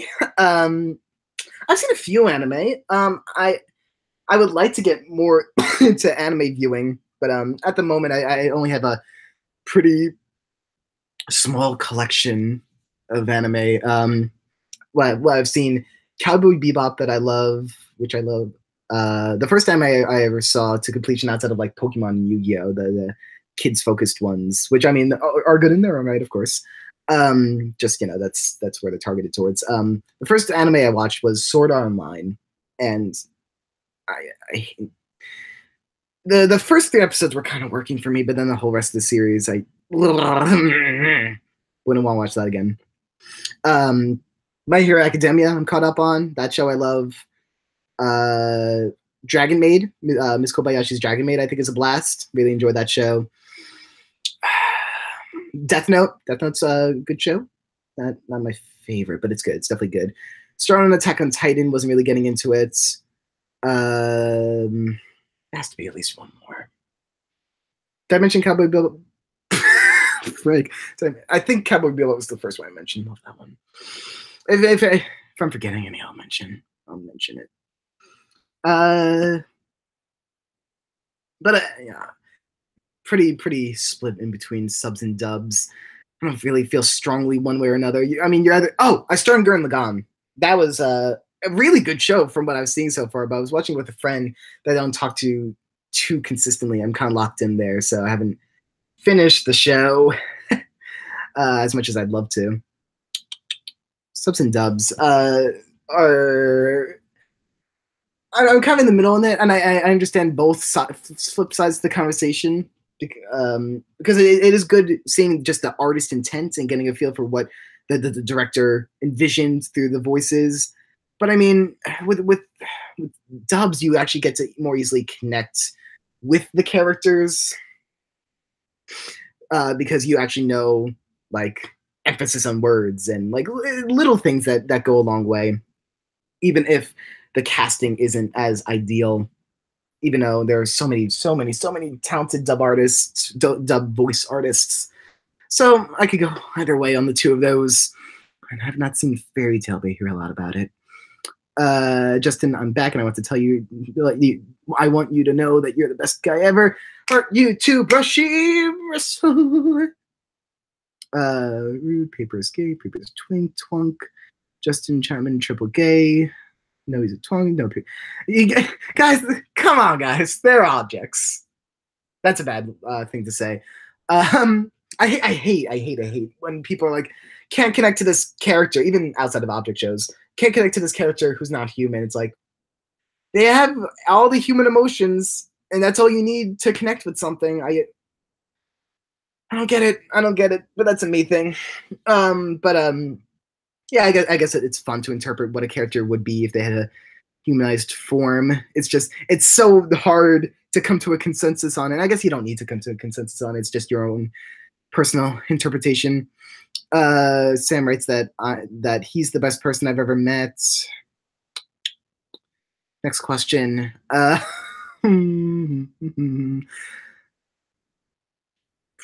Paintbrush trans. That's an interesting scenario that I've come upon a lot.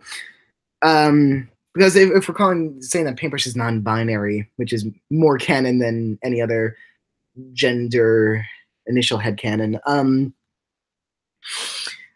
I always considered anything that isn't cis to be trans. Non-binary is trans, but I know there's a lot of debate on that, and it's an interesting conversation because I know a lot of people are like, no, trans means you have to particularly transition to a specific end goal, male or female, which is interesting, but at least I interpret it as you just are not your assigned birth gender.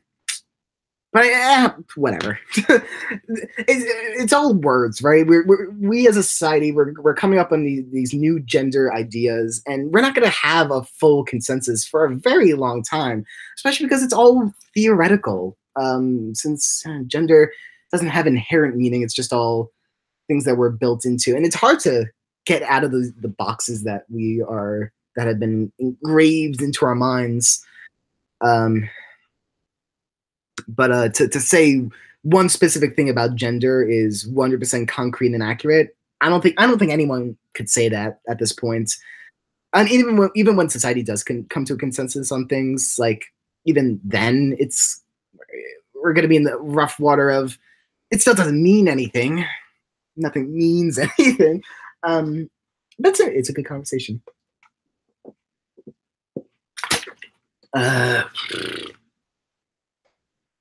My baby hears someone homely. Justin's voice makes me want to hug a small dog and cry about my emotional problems. Ah!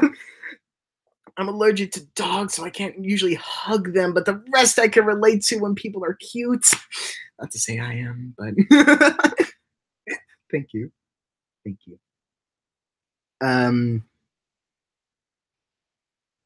Michael writes, oh wait, it came on my lap. Okay, there it is.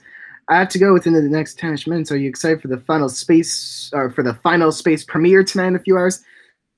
I might watch it.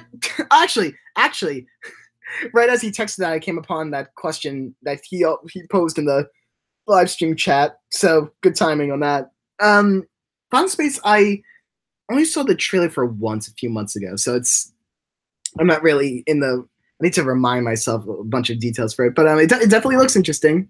So that starts airing tonight. If I like the pilot, keep going. I'm intrigued. I'm interested, but you gotta go. See you later, Michael. You're super cool, and I appreciate and heart you. Yeah.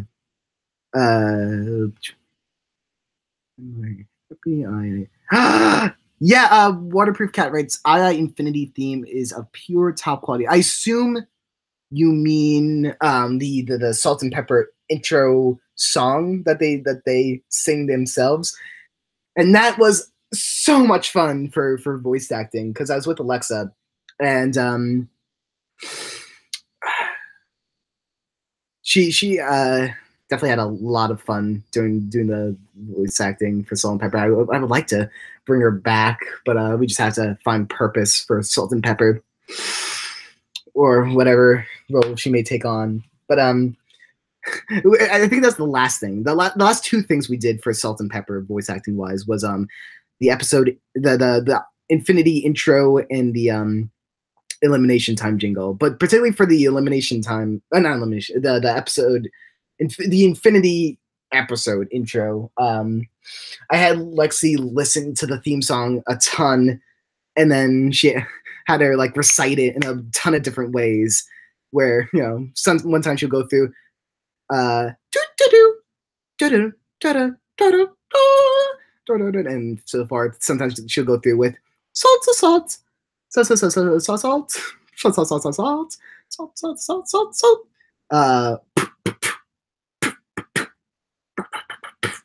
It just and then we did a ton of different takes for that in various ways and sent it off to Taylor, and Taylor just strung them together in a beautiful, beautiful manner. And the idea was make it terrible, but make it fun. And I think that's acceptable.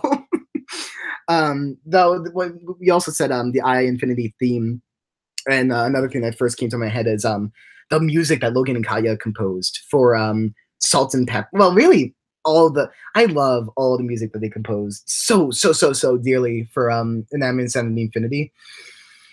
Brian and I worked on putting together a sheet for what we would like the sound of each scene to be at certain segments. And they nailed it. We wanted the Infinity theme for when the alternate characters are out and about to be like childish, but like ever so creepy. We were going into detail on that. But also Salt and Pepper being the focus of attention gets this like really trashy non-competition reality show theme. Like you got your like Jersey Shore-y kind of trash people. No offense to them. That's the act they put on, right? So the trashy in your face kind of reality show theme for Salt and Pepper, which I mean, it does definitely fit them thematically. It fits the worlds, and it was interesting getting that bizarreness to them.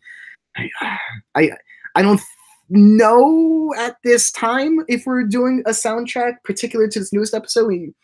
I'm not sure if Logan and Kaya are interested in doing more soundtracks. If we're waiting another episode to put out one, I'm not positive on that, but songs that I would love for the public to just have on hand are those two songs that I just mentioned. There's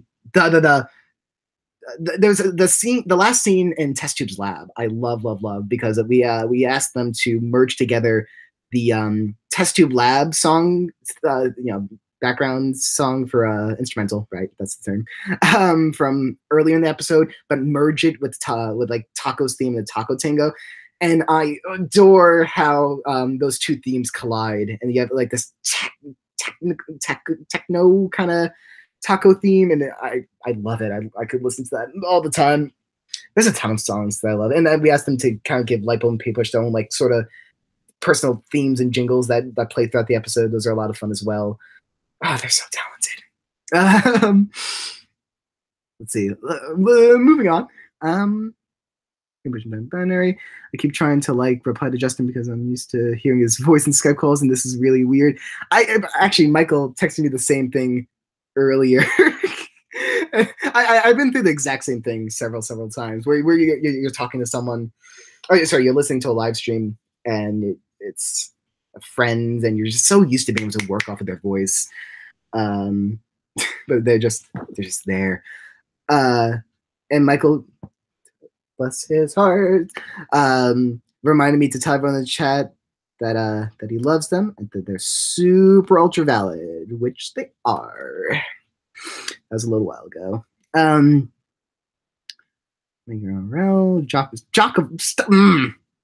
Jock of all people.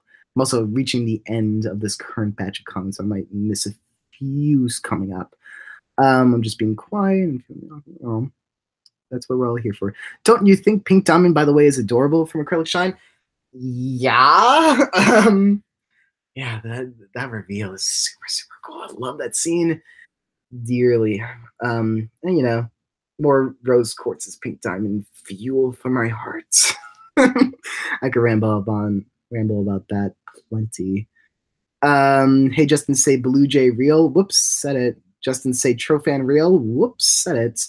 Baseball's angsty. Yeah, I think that was primarily an Adam contribution. I'm very happy that we got that in there.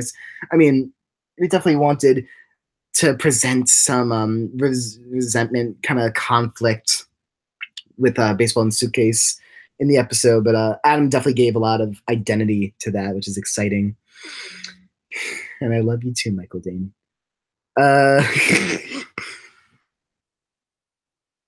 Oh, by the way, Justin, have you seen any ballet ball art? If so, what do you think? Ballet ball. And then it says baseball wearing a tutu for those who aren't aware, which I wasn't, and I didn't know, and I haven't seen it, but it's the first time to be introduced to everything, I suppose.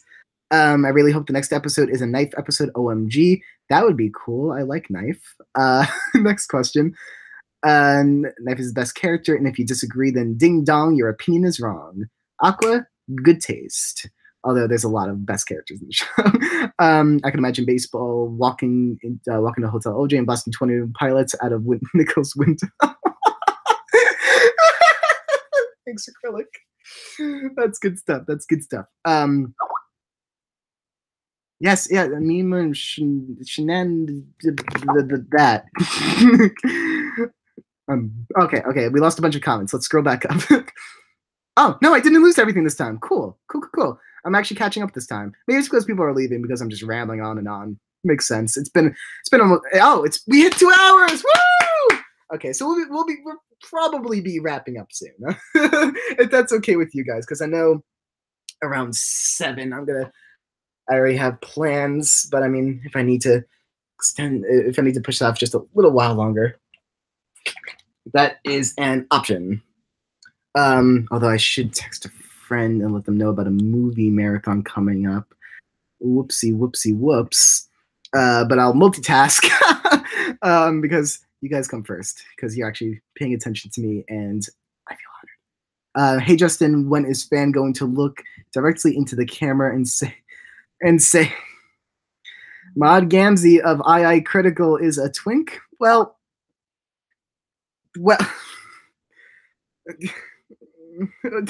later.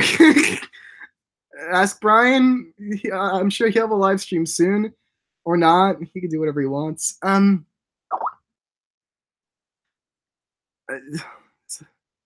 Is Heart YouTube Entertainment Lord? Okay, sorry. Messages. Okay, focused. Daddy Onifio. Right, I forgot about that. I did that lame bit. I think I have an innocent II Ask blog. I don't know. Oh, yes. Ask the Little II Cast. That one is adorable. That one I've seen a lot of. So thumbs up to you. Talent and adorableness. Nope. Elemented, that's a bad comment. Sorry. Next question. Oh yeah, speaking of show merch, I got some II merch myself, and I love it, from Lexi the Fox. So good. I'm glad. I still don't have the II heart shirts, where black shirt with all the character silhouettes. I like that one more than the color one. But I still desperately need that shirt. Really, really, really bad. Hopefully I can get it soon. I just have to. I need multiple ones so I can wear them every day. I love that design. Brian hacked into the channel. We're angering him with the jock of all people. Interesting assortment of comments we have today. But I merchandise national and is it a National Annoy Squidward Day? Well, I've always felt bad for Squidward growing up, but looking back now, I see I know Squidward's, and I'm like, I guess he deserves it. I mean, Funky Con writes, "Hey Justin, spell iCup." Well, don't really see the purpose in this, but okay. ICUP. No! Oh no! This is bad. It's important because it's foreshadowing. Lightbulb merch. Lightbulb's very good. Something about Skater Cheese. Who's a cool cat? I already spelled iCup. It already ruined my life. Shell reminds me of Kappa ? From Waterproof Cat. I thought of that too. Though I think a lot of like adorable, innocent children voicing characters is going to sound cute. I mean, like, yeah, no matter where you end, it's gonna be similarly cute. And I adore Catbug, and I adore Shell. And I think one of the biggest disservices we did, unfortunately, in episode 12 is not giving Black Hole enough cute material. But I mean, that's the joke, right? Black Hole is voiced by a wonderful kid backer that we had. And we gave Black Hole, which is a character that the backer requested himself, a lot of like menacing sounding lines, and having someone youthful doing those lines is fun and interesting. But I don't know. I feel like he doesn't get the same respect that Shell does, because Shell was able to be like off the hinge cute, which is great. But yeah, that's they did both advantages either way. I would defend. I'd like to think he either created the universe or he'll end it with my life. Yep. Great line. Great line. Thanks, Brian. Baxter has created the universe and will end it. Brian, run. Justin, say tofu don't interact. Is tofu a person? I'm not quite sure what this refers to. Or is it something about the item? Let's hope to God that the cast doesn't see that one chain from like 3 days ago. Oh, well, I don't know what that refers to, so maybe you're succeeding. Sounds like a Chad. I mean, yeah. No. Hearing knife without the rasp is seeing a guinea pig without its fur. I like to think that a knife without the rasp is pretty manly. I mean, maybe guinea pigs are manly too, however you want to look at it. Justin, you're my hero from somebody sub 1114. Are you too? It's amazing. A new level, Gruff Free chain where they said, you know what? I'm not going to say it. So there's some squeeze. But does Knife have a portable Blu-ray player from Mike and Kanikel? Well, if he does, I mean, I'm jealous. I don't have anything to play Blu-rays. No, he has nothing. He doesn't own anything. Dora was his last possession, so yeah, he's kind of screwed now and sad. So there you go. I like making characters sad. Did anyone realize that? I'll say all day, oh yes, my precious characters, I want them to be so happy. But then the next thing I'm like, and misery. Pew. Paper should sing Your Reality, but I'm very sure he does not know what that is, so never mind. Correct, I don't know Your Reality. Yeah, no, the second person asking, I don't know what Your Reality is. Third person, I don't. Oh, no, that's saying that this person doesn't know either. I don't know things. Sketchy's writes that Sword Art is a very common starter anime. Yeah, I heard a lot of people talking about it. I guess I didn't really get a good feel for whether those people actually liked it or disliked it. But it was popular. I was like, I'm gonna watch an anime. I'm gonna do it. I'm gonna be one of those cool kids. So I gave it a try, and very quickly I realized it wasn't working for me. Yeah. But I'm glad that for the most part I've had success with my anime viewing experiences. I heard of Hetalia. D is upset with me for not having seen Sailor Moon. I'm just reading. We got to this part, so there's a bunch of people with suggestions. Gurren Lagann's a very good show. And I'm told it only gets like exponentially better from. I think I only watched like 7 episodes. There was a big twist at the end of the most recent episode I watched, which, I mean, if you've seen the show, you probably know what that is. And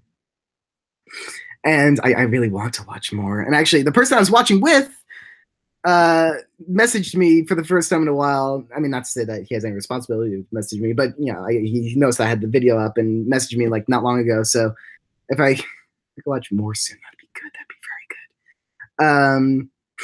He's very far behind on the questions. Yeah, there's a lot of them, and I like to talk. I like to not just brush off a question as like whatever. I mean, I know I do that with a few of them, but like if something grabs my attention, I'm not just gonna act like it's nothing. I'm gonna talk about it. I think that's a lot more interesting than just saying yes or no to everything I see, right? People are saying Justin is the very best. That makes me super sad, super happy. Thank you so much. You guys are the best too. I appreciate you. I didn't quite hit paper, actually. I've been talking for too long. His megaphone. Louder for the people in the back. Oh, you guys are so sweet. I love all of you. There's a lot of Justin's the best.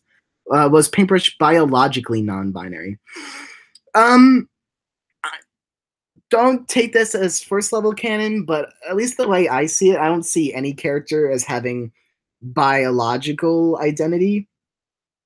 Maybe that's contradictory to say identity, but biological features, I think they're just gendered from the start, and if they don't feel that it exactly fits, there you go. But I don't think that in a physical manner there's anything to it. But that's just my interpretation. We all, everyone's allowed their own. And yours are really just as valid as mine. Yes, I could add to the canon of the world, and that's what I'm interested in doing, and what I will be doing, and have been doing. But once content is out there, there's free reign to interpret it however you want to. I could prove or disprove your interpretation by adding another control episode or addition to the canon.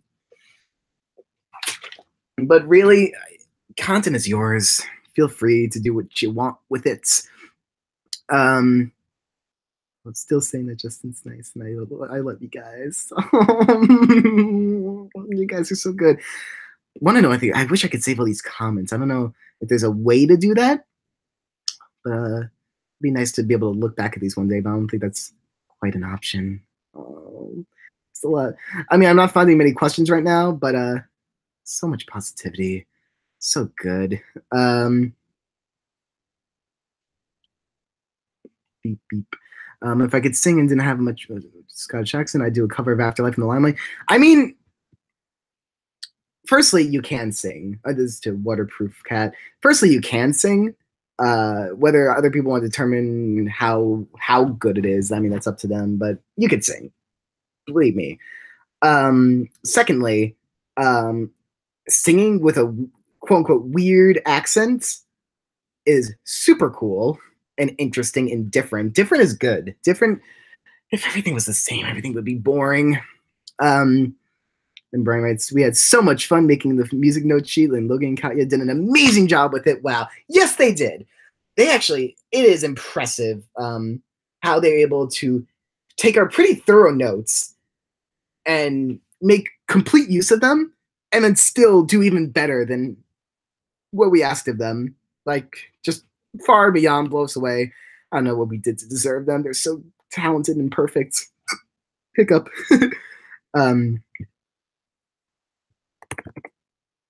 7 o'clock. I got to send this. I'm sorry. I've been meaning to multitask and send this one text. I'm gonna do this real quick. By the way, send to Marvel Marathon. I know you're in class. Sorry, but didn't start. But feel free to join. I'm sorry. Sorry, join if you can. Send. Okay. Next, you talented friends. Oh, right. I did the thing where I reached the bottom. Okay, but I'm not too far behind on questions. I'm feeling pretty good right now on this. We're almost back in real time, and maybe that means that people are getting tired of this, and I should wrap up. And it probably makes sense. I feel like we covered a lot of good ground today, but it's also good to be closer to real time. Yeah, okay. Correct, Shine Roads. The posters aren't in the store anymore. I'm gonna talk to the friends about that because that was definitely not intentional. All the products that used to be there, like especially the beautiful yin yang flip flops. Oh man, we gotta figure out what happened with that. I'll check in. Brushy Bristle writes, "Hey, Justin, could you do some like knife lines, silly stuff that you'd say in his voice? If you give me stuff that's probably appropriate to say in his voice, I'll prep water. Gladly just jump in with whatever. But right off the top of my head, hey guys, this is Knife saying, I know I wasted water in the past, but keep hydrated. You're valid. You're important. I'm gonna try my best to win this show, but even if I don't, I'm gonna put up my best fight. Do. Why do I want to win? Well, X.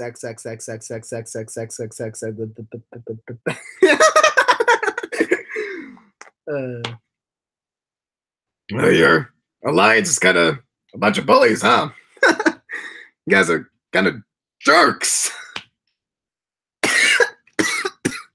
I'm sorry, I'm a little cough. I don't think I normally would, but I've been talking like nonstop for a little while now. Let's also plug in my computer before it dies. But not stop talking and not have water. Be good to yourself, guys. You kind of deserve it. I'm not exactly in the voice as much as I should be, but you can also just give me things to say, and I'll give it a rest while you actually put in options. Sorry, I'm kind of like being torn between Justin and my boyfriend, so it's like here, Brushy Bristle. Just a reminder that this stream is recorded, and your boyfriend sounds very important and valid and deserves your time. So I'm not saying you have to do one or the other, but even if you miss some of this, it'll still be up later. Rip. Can't talk because I died to death. Oh no. I love it so hard, Justin. You're actually reading my stupid comment. You not stupid. Every comment is important.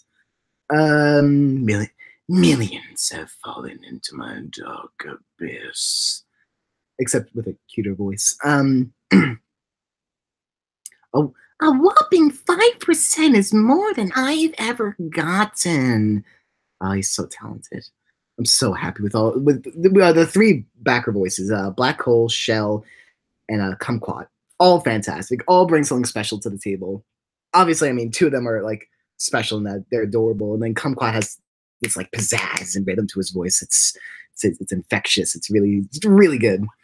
And I wish I could do more with all contestants in the future. Whether we have plans or not has to be unsaid, of course. But like, oh man, I'd love to spend more time with them. Even though, I mean, for the backers specifically, they were only supposed to get one episode in quote unquote minor roles, but like, they're so talented. Why put that to waste? Let's see. He's getting close to my comment. Question: I ship you with Taylor, says Veranetta. I think I got it right that time. I mean, that's not a question. That's a statement. I mean, I'm totally fine with being shipped with IRL people. That's a thing that I really don't care. Do whatever you want. But also keep in mind that other people might. I think the majority of people aren't comfortable with being shipped with others, and I don't quote me on this, but I think Taylor may be among them. So just maybe discomfort in that case is not the right word, but doesn't enjoy. I find it fun. I enjoy. I do enjoy I interpretation more than just an interpretation, but like, yeah, talk about me however you want. I don't care. I exist for your entertainment anyway. That's why I have a live stream going on.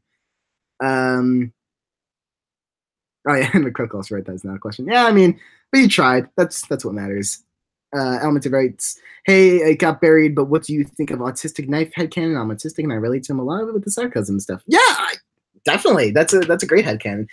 I mean, you're gonna be hard pressed to fly a headcanon by me and get me to say anything other than cool, good. Everything's interpretation. You should be able to connect to characters. Otherwise, what's the point?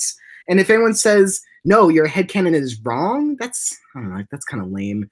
Unless your headcanon is something destructive, like something that will obviously hurt someone, or to pick something like very inherently unhealthy, maybe there's some debate there. Or if it's deconstructed, like a reverse positive, like not necessarily negative, but like reverse positive, like you headcanon a character that's canonically representing something as not that thing, that's rough. That's where the murky water hits. But like autistic characters, thumbs up. Any characters of any sexuality or lack of sexuality or gender or lack of gender, like thumbs up. Awesome, great, love it. Any body shape, anything. Do what makes you happy. That's why you're watching the shows, right? And if you could connect to them on a more meaningful and interesting way, that's so much better. Random question from Waterproof Cat.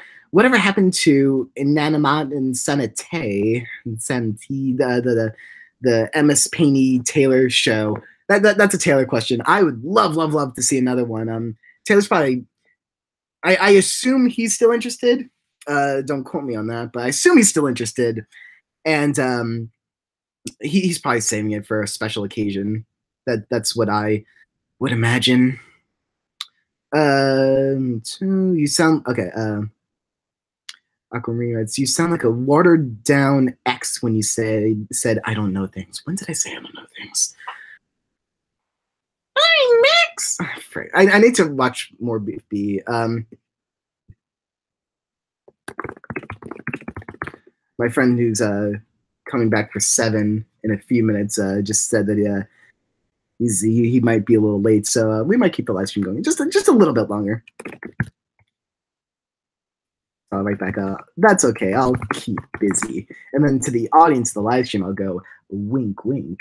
I'm also pretty bad with impressions. Thing of X. Will they come back? Stay tuned. Your realities from Doki Doki Literature Club. Just letting you know. Okay. Thanks, Yen. Sorry, not Yen. Yeo Wubi. I don't know if I'm pronouncing that right, but it's spelled in a really cool way. But thank you.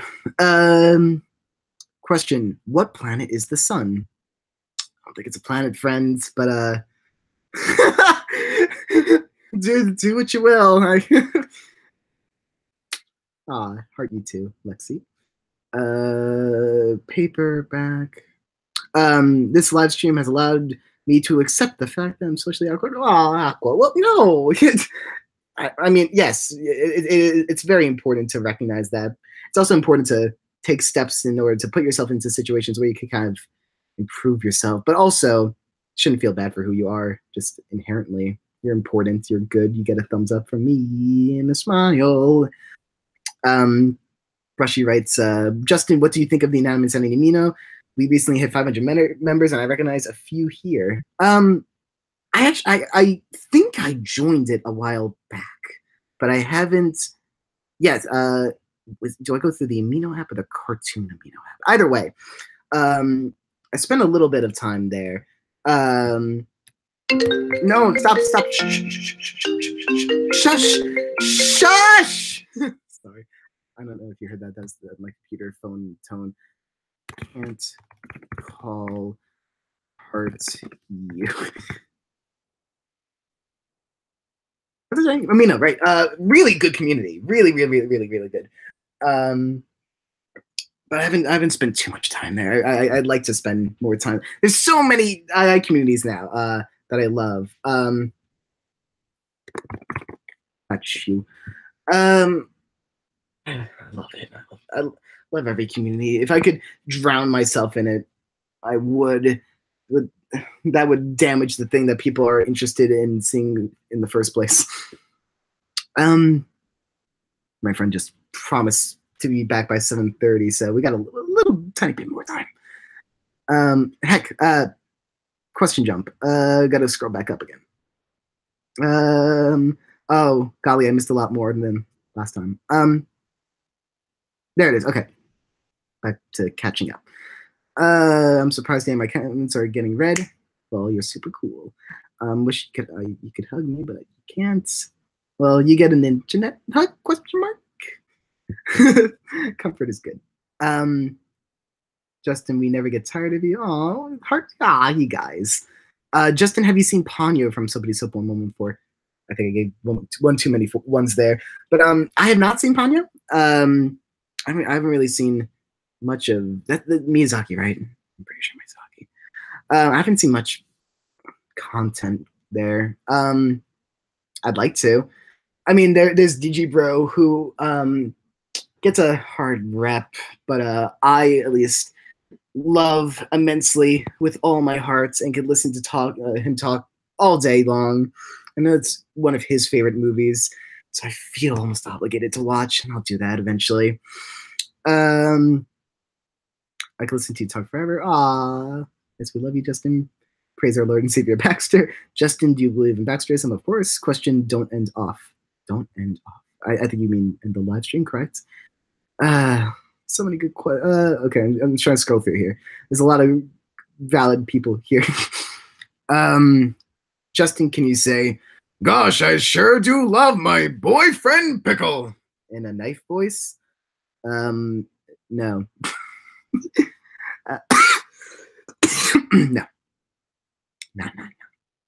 No. Please say. No, I already did that one. Knife wants to win to fund his SRS. What does SRS stand for? I wonder. Because I know SRS as serious. I used to see that more commonly as internet abbreviation for serious, but I'm sure it means something much more important. Knife should say, "I listen to 20 More Pilots more than baseball." He wishes he was a real fan. I'm sorry. I could be coughing a lot. That's not on you guys. That's on me not being prepared.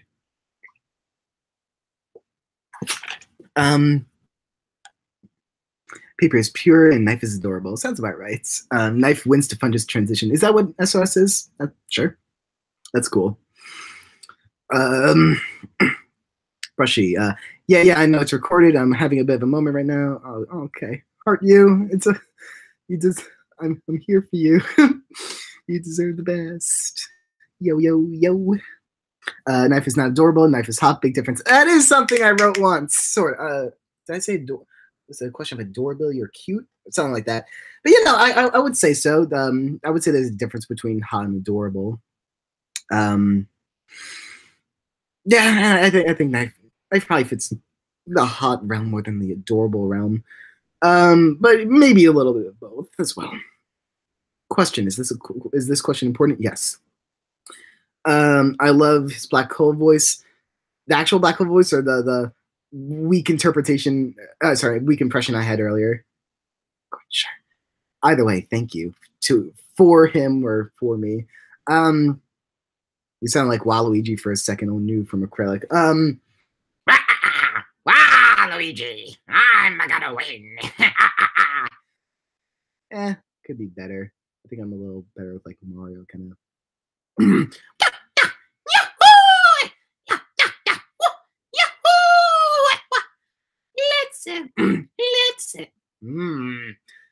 Let's go Used to be a little bit. Well, also my voice is a little scratchy right now. Or Luigi. Mario.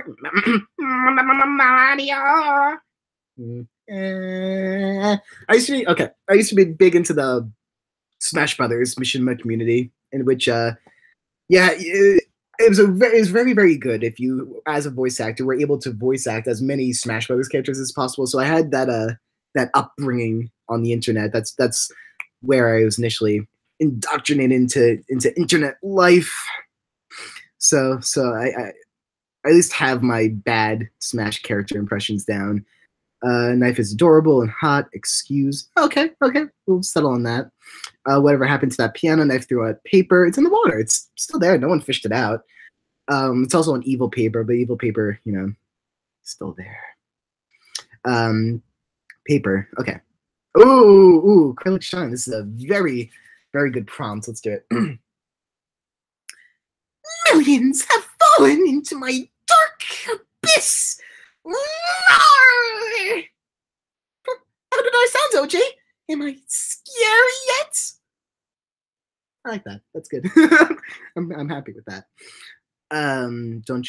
Funky Kong writes, don't ship real people. That's legitimately creepy. And then there is a lot of good conversation to be had there. And I do think that it's more on the side of a negative thing to do. I don't personally care if it's done to me, but I think that everyone should be aware that for the most part, you're going to find people that are not comfortable with that. I don't care. I like being the subject of interpretation in the same way that the shows I work on are. But do what you want, right? Do what you want as long as you're not making anyone uncomfortable. I think that's the way to go.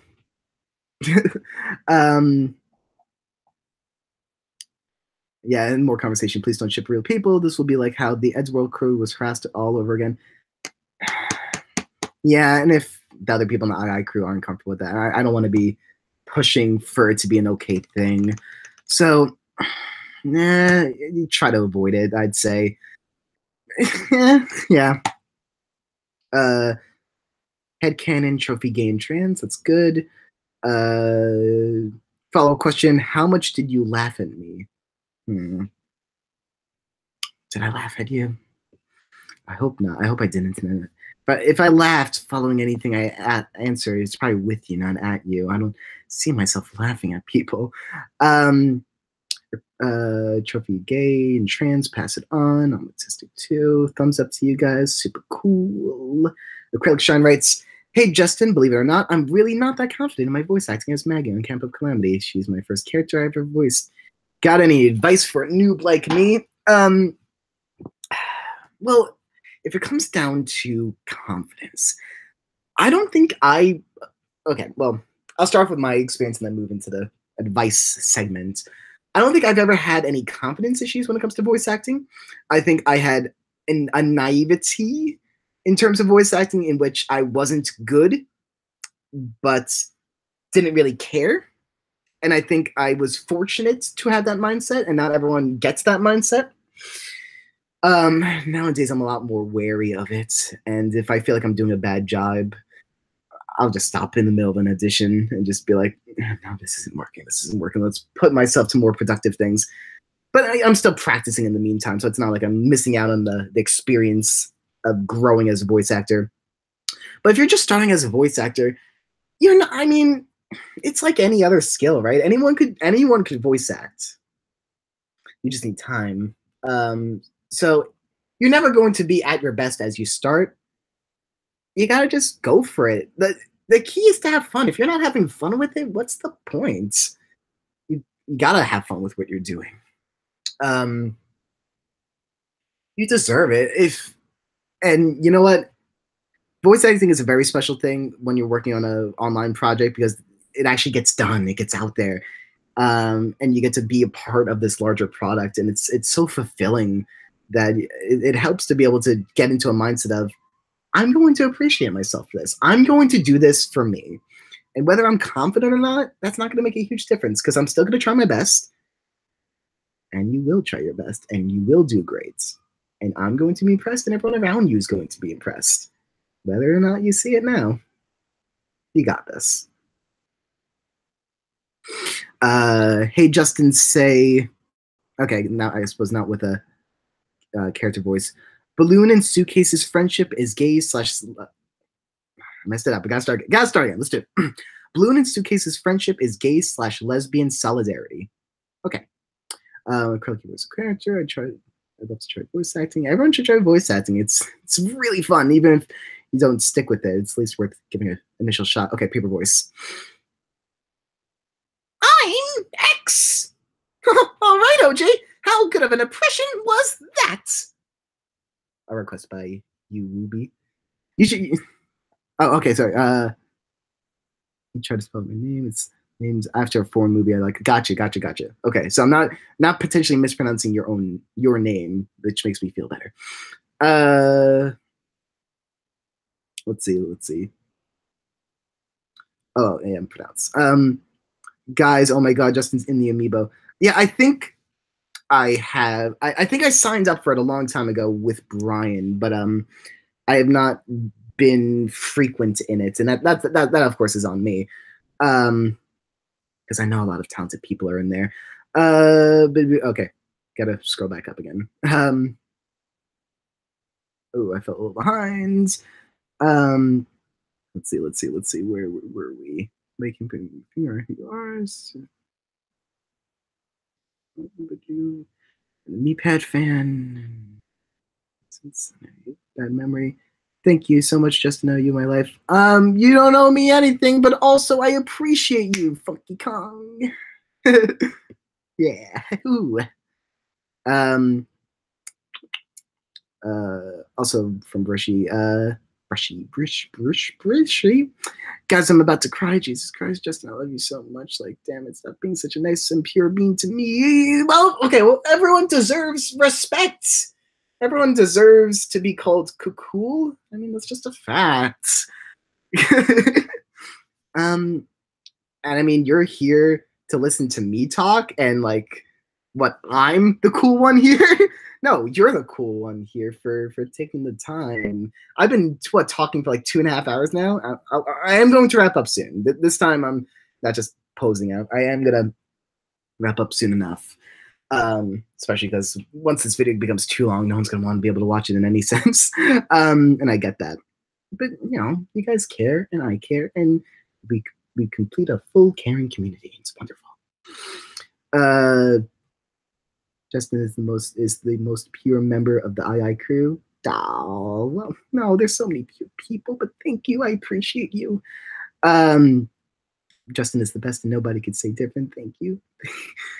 Best is a strong word. I mean, I don't think there could be a best per se, but people are cool. I appreciate it. Hey, say, then perish in the knife voice. Can do. It sounds as if Paper is trying to do a Mario impression. Cute.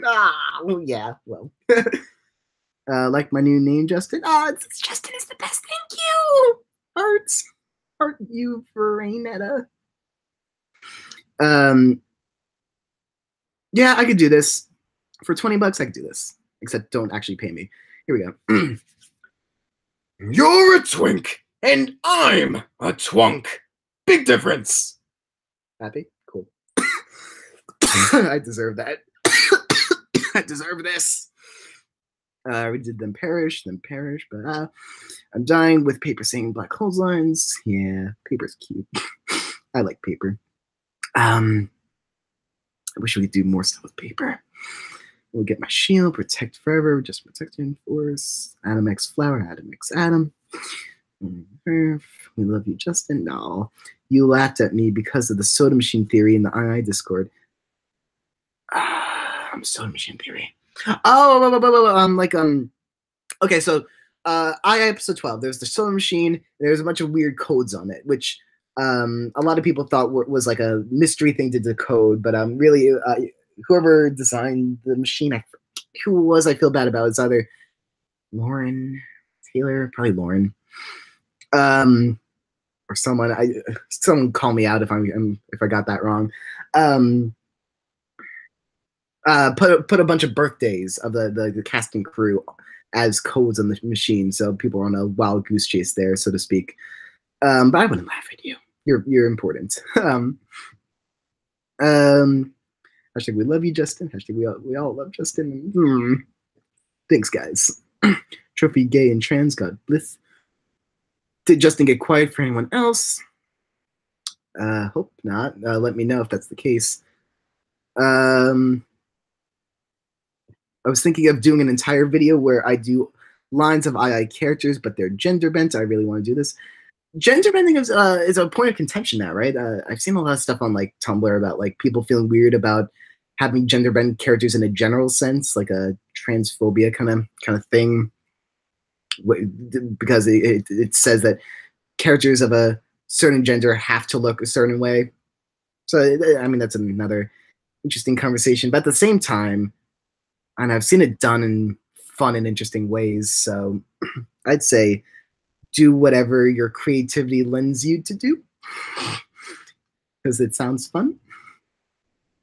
Just be aware of the environment you're sending this off to, because maybe it was a short-lived thing that I'm talking about. I'm not sure. There's a very specific time I heard a lot of discussion on it a few months ago. What will the shield be made of? Oh, paper. Good stuff about paper. Gotta scroll up. Actually, I'm pretty close to caught up.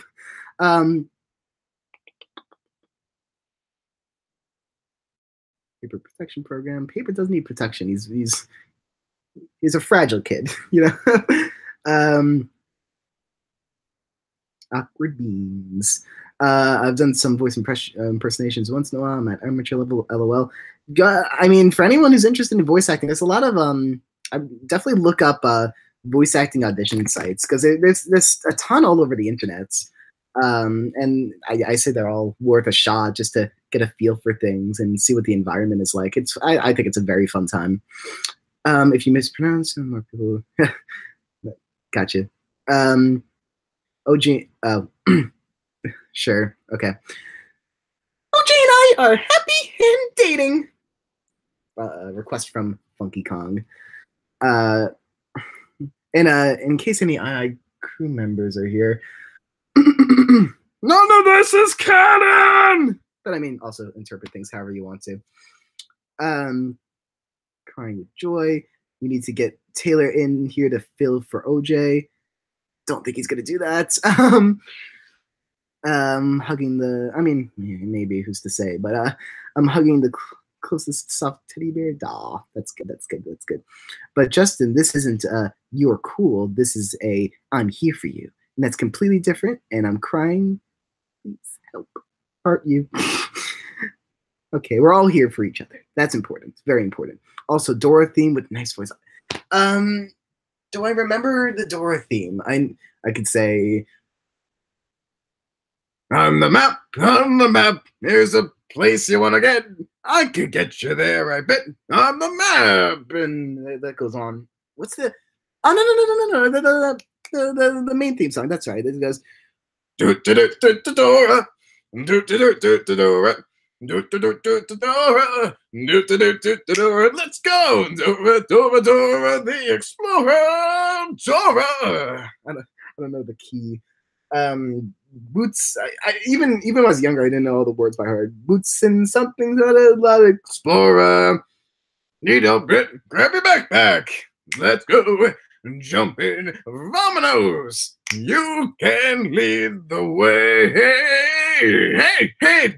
Dora. Dora. Swiping, no swiping. Oh man.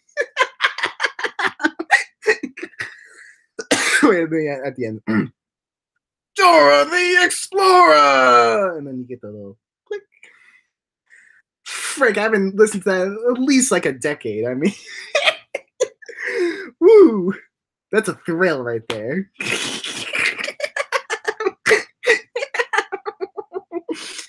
Oh, I'm so glad that no one came back yet. Instead of embarrassing myself in front of people in the building, I get to embarrass myself in front of everyone watching this. Heart you. I'm a lot happier than I was before thanks to this live stream. Aw, heart you. I've never felt so relaxed in ages until I entered this live stream, my first one, in fact. That makes me feel real good on the inside. But it also reminds me, I'm going to give it 5 more minutes. We're gonna do 5 more minutes. Sorry, guys. I'm going to have to go within the next 15 minutes anyway, but I do need, like, time to breathe. It's been almost 3 hours. Not as long as I expected to go. But I appreciate all of you, and you're very important.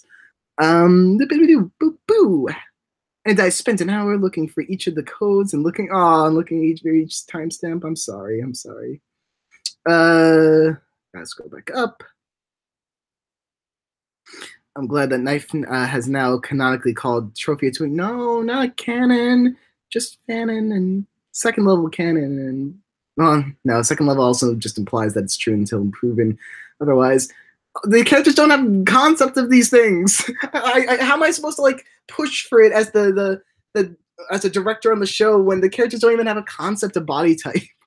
Anyway, Slushy writes, I think it was Lauren who made the vending machine. Probably. Okay, thank you. Good. Oh, asked him. He said it was TT guy. Okay, well, okay. Override. TT guy. TT guy. Great job. We appreciate you. No, everyone ignore everything else I said before that. The last 2.5 hours, nothing. Mean not a squat.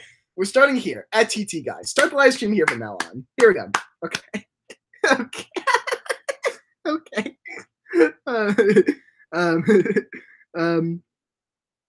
Did people go to law school? Nope. He might think he did though. Paper is fragile and gay. Sounds about right. Justin, how do you feel about jork? What is jork? My first thought would be like a mix of jerk and dork or jock and dork, but I don't know what to make of that. But I'm sure I'll see someone answer that as I scroll down. I'm really good at voice impressions. I'm told this a lot from Veranetta. Nice. None of this is canon. None of this is canon. None of this is canon. I give you the lyrics. Justin, I'm making knife saying, then perish my new ringtone. Nice! Just don't perish too hard, okay? If you personally were a contestant during episode 12's Tribal Council, who would you have voted off and why? I think I would go... Okay. There's a lot to take in here, right? Because so much of what the characters have voted upon, it was based on what it is their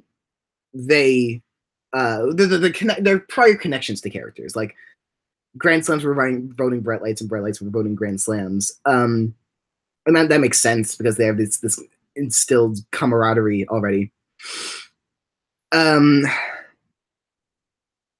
Although given the chance, baseball will probably vote for Suitcase. But otherwise, you know. Assuming that I wasn't like priorly friends with any of them, because that like messes things up right off the bat. I think I'd go with what the initial theme of the show was, because episode was, and focus on the intimidating contestants. I'd probably vote Knife or Paintbrush, not because sorry, Jake. I'm sorry if I ignored anything. Your importance. I'm also still not caught up. What's this saying? Right, no. But yeah, you gotta. Not because Paintbrush like set fire to the paintings. I don't even think that's the main reason they were eliminated. Knife and Paintbrush are just intimidating contestants. They've been there a while and they take it seriously, and they're a threat. You gotta get rid of that.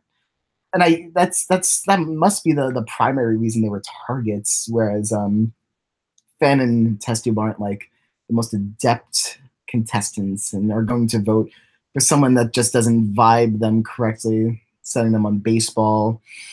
So I mean, there you go. Let's try to wrap things up soon, though. Wait, what is this thing? Okay, Coach Sean wants me to do this voice bunch. Okay. How are you feeling today, Knife? Stabby. Well, yeah, that's more of an action. I mean feeling, you know. Well, maybe I feel stabby. Yay. Yeah. Life complete. That's one song from Dora, chocolate.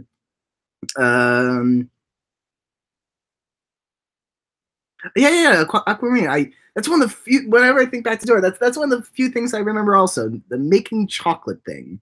There's an episode where they talk about chocolate and it's stuck in your head. It's wild. Good old Dora. I don't know why that one stuck in me. Yeah, no, I know. Somehow I know what you mean too. It must have been an entrancing episode. Justin, you laugh so cute. I appreciate you. Knife is Dora, and paper is Swiper, and paper is just trying to get Knife not to be such a jerk all the time. Sounds about right. Pure laugh. Pure. Scroll up. Lost stuff. Okay. We're all embarrassing ourselves. Okay, so I'm a little far behind now. Justin, get your butt down lower in the chat. Trying. No. Brushy Bristle writes, also, will you stream more often? I really enjoy this, and I enjoy talking to you without deeming you on Twitter or Discord awkward. And I just feel a lot better and more fulfilled now as a person. Yeah, definitely. I could do this more often. I spend a lot of time here alone, so without anyone else in the building. So yeah, I think I can make that happen. There's a great turnout today, so I feel good about it. Maybe if I could get more towards the weekends where we gave in more people. Although I like having just a smaller crowd in which I could just talk about whatever. Unlike like the II live stream, it's madness and can't really focus. It's great in its own right because you have a lot of cool people talking with one another and having a lot more focus. But in that kind of stream, there's a lot more structure, and you have to keep moving on to the next thing. You can't just ramble on your thoughts. You gotta make sure everyone spoke before you continue, and there's a structure to it that does damage the natural flow of conversation, which is necessary for that kind of setup. But being able to avoid it here is pretty good. Jork is Trophy X Knife, I think. Jock and Jerk. That makes sense. Okay. It's kind of an unhealthy ship, but I mean, I guess that's for you guys to decide on.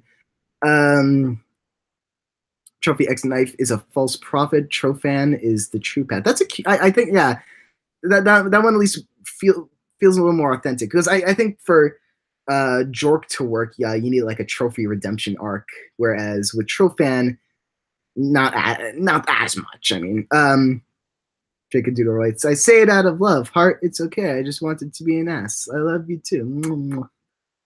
Jake's no friend. He's really good, and I want to give him a hug. I don't remember the first thing you wrote, though. I wasn't paying full attention to the username by the time you wrote in the first time. So I'm not... Oh, no, well, okay. That's a reply to the text. So you must have wrote something earlier. My apologies. Rara Kids, Blue Jays, Real, Trofan, Real, PJ, Real, Nickel, Real. Those are good chips. I like them. I respect your vote, Justin. I would probably do the same. Fan and test tube or dynamic do sounds about right. Scrub. Oh, actually, I'm pretty close. Also, don't hurt your voice, Justin. I'll have the rest of the day to cool down. But thanks, Acrylic. You're the best. Yeah, I could do more streams more often. I'm gonna wrap this up in less than 5 minutes. My friend, maybe I should just wait till my friend walks in the door, and then I'll proclaim that to be the end. So I'm gonna open the door to my room right now, so I could know for a fact that it's time to end. So we'll make a big event out of it when he walks into the room, and we can all shout, "John, you ruined the live stream!" whenever he gets here. So here we go. He promised he'll be back by 7:30 Eastern. So and he said that I could kill him if he doesn't come back by then. So I mean, it's a win-win, really. But also don't hurt people. Yeah, Justin, we love to be streaming, JK, but true. Hey, what do you think of Paper Knife? I must know. I mean, they haven't been the best to each other. Doesn't seem like a healthy relationship right off the bat, but if you can find a way to make it work, make it work. Great Right now I'm thinking of Inanimate Insanity fusions. Fusions are cool. Trofan is the True Path. Jock X Nerd. Those are cute ships. I like those ones. I recorded Justin trying to voice paper doing an X impression. I want to know if I could upload that anywhere. Lel, yeah, go for it. Do it. Record anything of me. Just if okay. The only thing I'd request of the audience is if I say anything on here and you want to put it into its own box and context, and it's something that's like, I am a gay character, like it's something that's like that can be perceived as canon. I request that you description it or tag it just in a way that makes it clear that it's not just like a pull from an episode or something. Like that's a small thing though. Just I don't want to be in a situation where like the rest of the crew's like, how dare you make this thing seem like it's canon? I'll go, I'm sorry. Yeah. Um, um,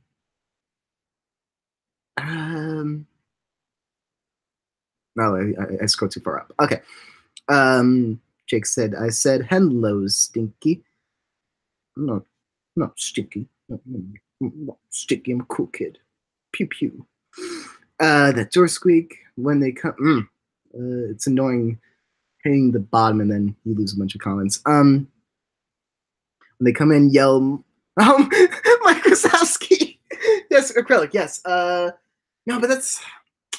I feel like I don't want to stretch out the joke and ruin it. I mean, it was good. It was good the one time, but you can't just keep using the same joke over and over. As much as I appreciate it. It's my job to call him Stinky. It's out of love. Yes, Jake could do whatever he wants. If you see Jake or Doodle saying anything, let it slide. It's good. He doesn't know what he's saying. He's a fool. He's the best one. Any thoughts on Tissues? Tissues is a wonderful unexplored character that I would love to dig more into. And I'd rather not say anything else. Not that that's not a don't take anything out of that, but for a lot of characters I'd like to dig more into, I suppose. Tissues is adorable. And I especially want to see how he works with others a little bit more, get a feel for his social life per se, however good or bad that may be for him, and well, more importantly, how he perceives his own social life. Though I have a lot of ideas in my head for that may or may not actually be able to be used at any point. If we ever, of course, reach the end of the series, and the many ideas I have that have not been utilized, I'll feel a lot more free to talk about. But I don't want to ever count out the possibility. I'll put that recording on Tumblr after it's over. I might isolate the audio of paper being scary. I like that clip. I thought I've done a lot of stupid things over the stream, but that's one of the things I like. Justin, I have something very important for you to say. It's not needed in a knife voice, but it's very important. Well, I guess whenever I get back to you actually telling me what it is, I'll be able to do it. Power Bottom Trophy, maybe try out voice commissions. I've considered that, but I was like, is that pretentious? Is that a pretentious thing to do, voice commissions? I'll consider it. I will consider that. That is a good idea that I've loosely considered in the past. Always watching was always watching. Oh, that's so bad. Always watching, Wazowski. Always watching. I think I got a little bit better towards the end there. Just a little. To answer, but what's up with you and brownies? What's up with me and brownies? I don't think there is anything up with me and brownies. My parents sent me this package yesterday for Valentine's Day, and there were heart brownies in there, and they make me really happy. I love brownies. What's with me and brownies? Maybe it's like I did have an alert. Well, I had when I met up with Adam and D one time, I had a brownie with nuts in it, and I just spent some time in the bathroom trying to get it out of my system. But like, I mean, and they made it out to be a big deal. But whenever I have something that I'm not supposed to have, it's like, I'll deal with it. Don't worry. I've never had like an extreme reaction or anything. It's not that severe. Like, whatever, guys. I don't like getting people all worked up over little things. Everyone deserves to just be able to chill and be happy. And yes, tissues is adorable. How's Yang say adorable in that one II store video? It is adorable. Like it's really good. It's really pure. Um, this may be too late, but what would you imagine in a trophy redemption arc? That's a really tough one. Because I think at the time we didn't want Trophy to leave, but we were aware that his team was up for elimination, and that it's likely that he'd be getting out. So I don't think we thought too deeply into it. But it would definitely have to be a different kind of redemption arc, because Balloon has a very specific one, and then we have Taku's kind of avoiding one. But Trophy reaction. Reaction. Sorry, I was looking over the next question. Trophy redemption arc is, I mean, also Knife. Knife, a very easy way to go about reaction arc for Trophy would kind of just be to isolate him because people just aren't digging him. But it's very similar to what Knife went through, so we would have to do something different there as well. I think Trophy would have to really, really push himself into a corner. I think Trophy is very capable of having a redemption arc. It's just tough. I think the best way for a Trophy redemption arc to happen would for a character to latch onto him, like one of the other newbies, whether it be Tissues or Yin Yang, maybe even Suitcase, someone to latch onto him and to see good in him. I mean, we gotten that with Suitcase and Knife. Suitcase seeing something better in Knife and hoping for him to do better, and that actually rubbing off on him a little. I think that'd be a main drive for his arc, and maybe starting a relationship with someone. I was just about to say I'm in platonic, but like however it would happen. Get him into some sort of friendship or relation, whatever, some relation with some character, and probably break that trust in some manner. But he needs to be able to see how what he says could hurt people in a way that he's more connected, because he lacks that connection to people. He's very easily able to put himself above others and not see other characters as people, objects, but people. And so he needs to be able to be engaged in a with another character. Engaged, all these romantic words. But he has to get really engrossed into a relationship with a character and be able to say and think to himself, yeah, this is actually kind of nice, and put himself into a situation which that could backfire and actually have an effect on him for once, because he didn't achieve that with Knife. He didn't feel anything for Knife when he was hurting him.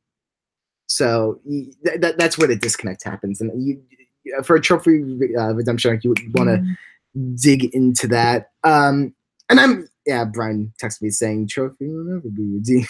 Well, yeah, he's eliminated, but we'll figure it out. And I did say reaction arc at a point, and I corrected myself, right? My reaction video arc of 2015. 2015 to 2016. I DM'd you on Discord. Go look at it. I want to hear your reaction. Okay.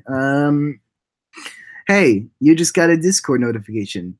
Dabs. You can't do that to me! Dabs are too powerful.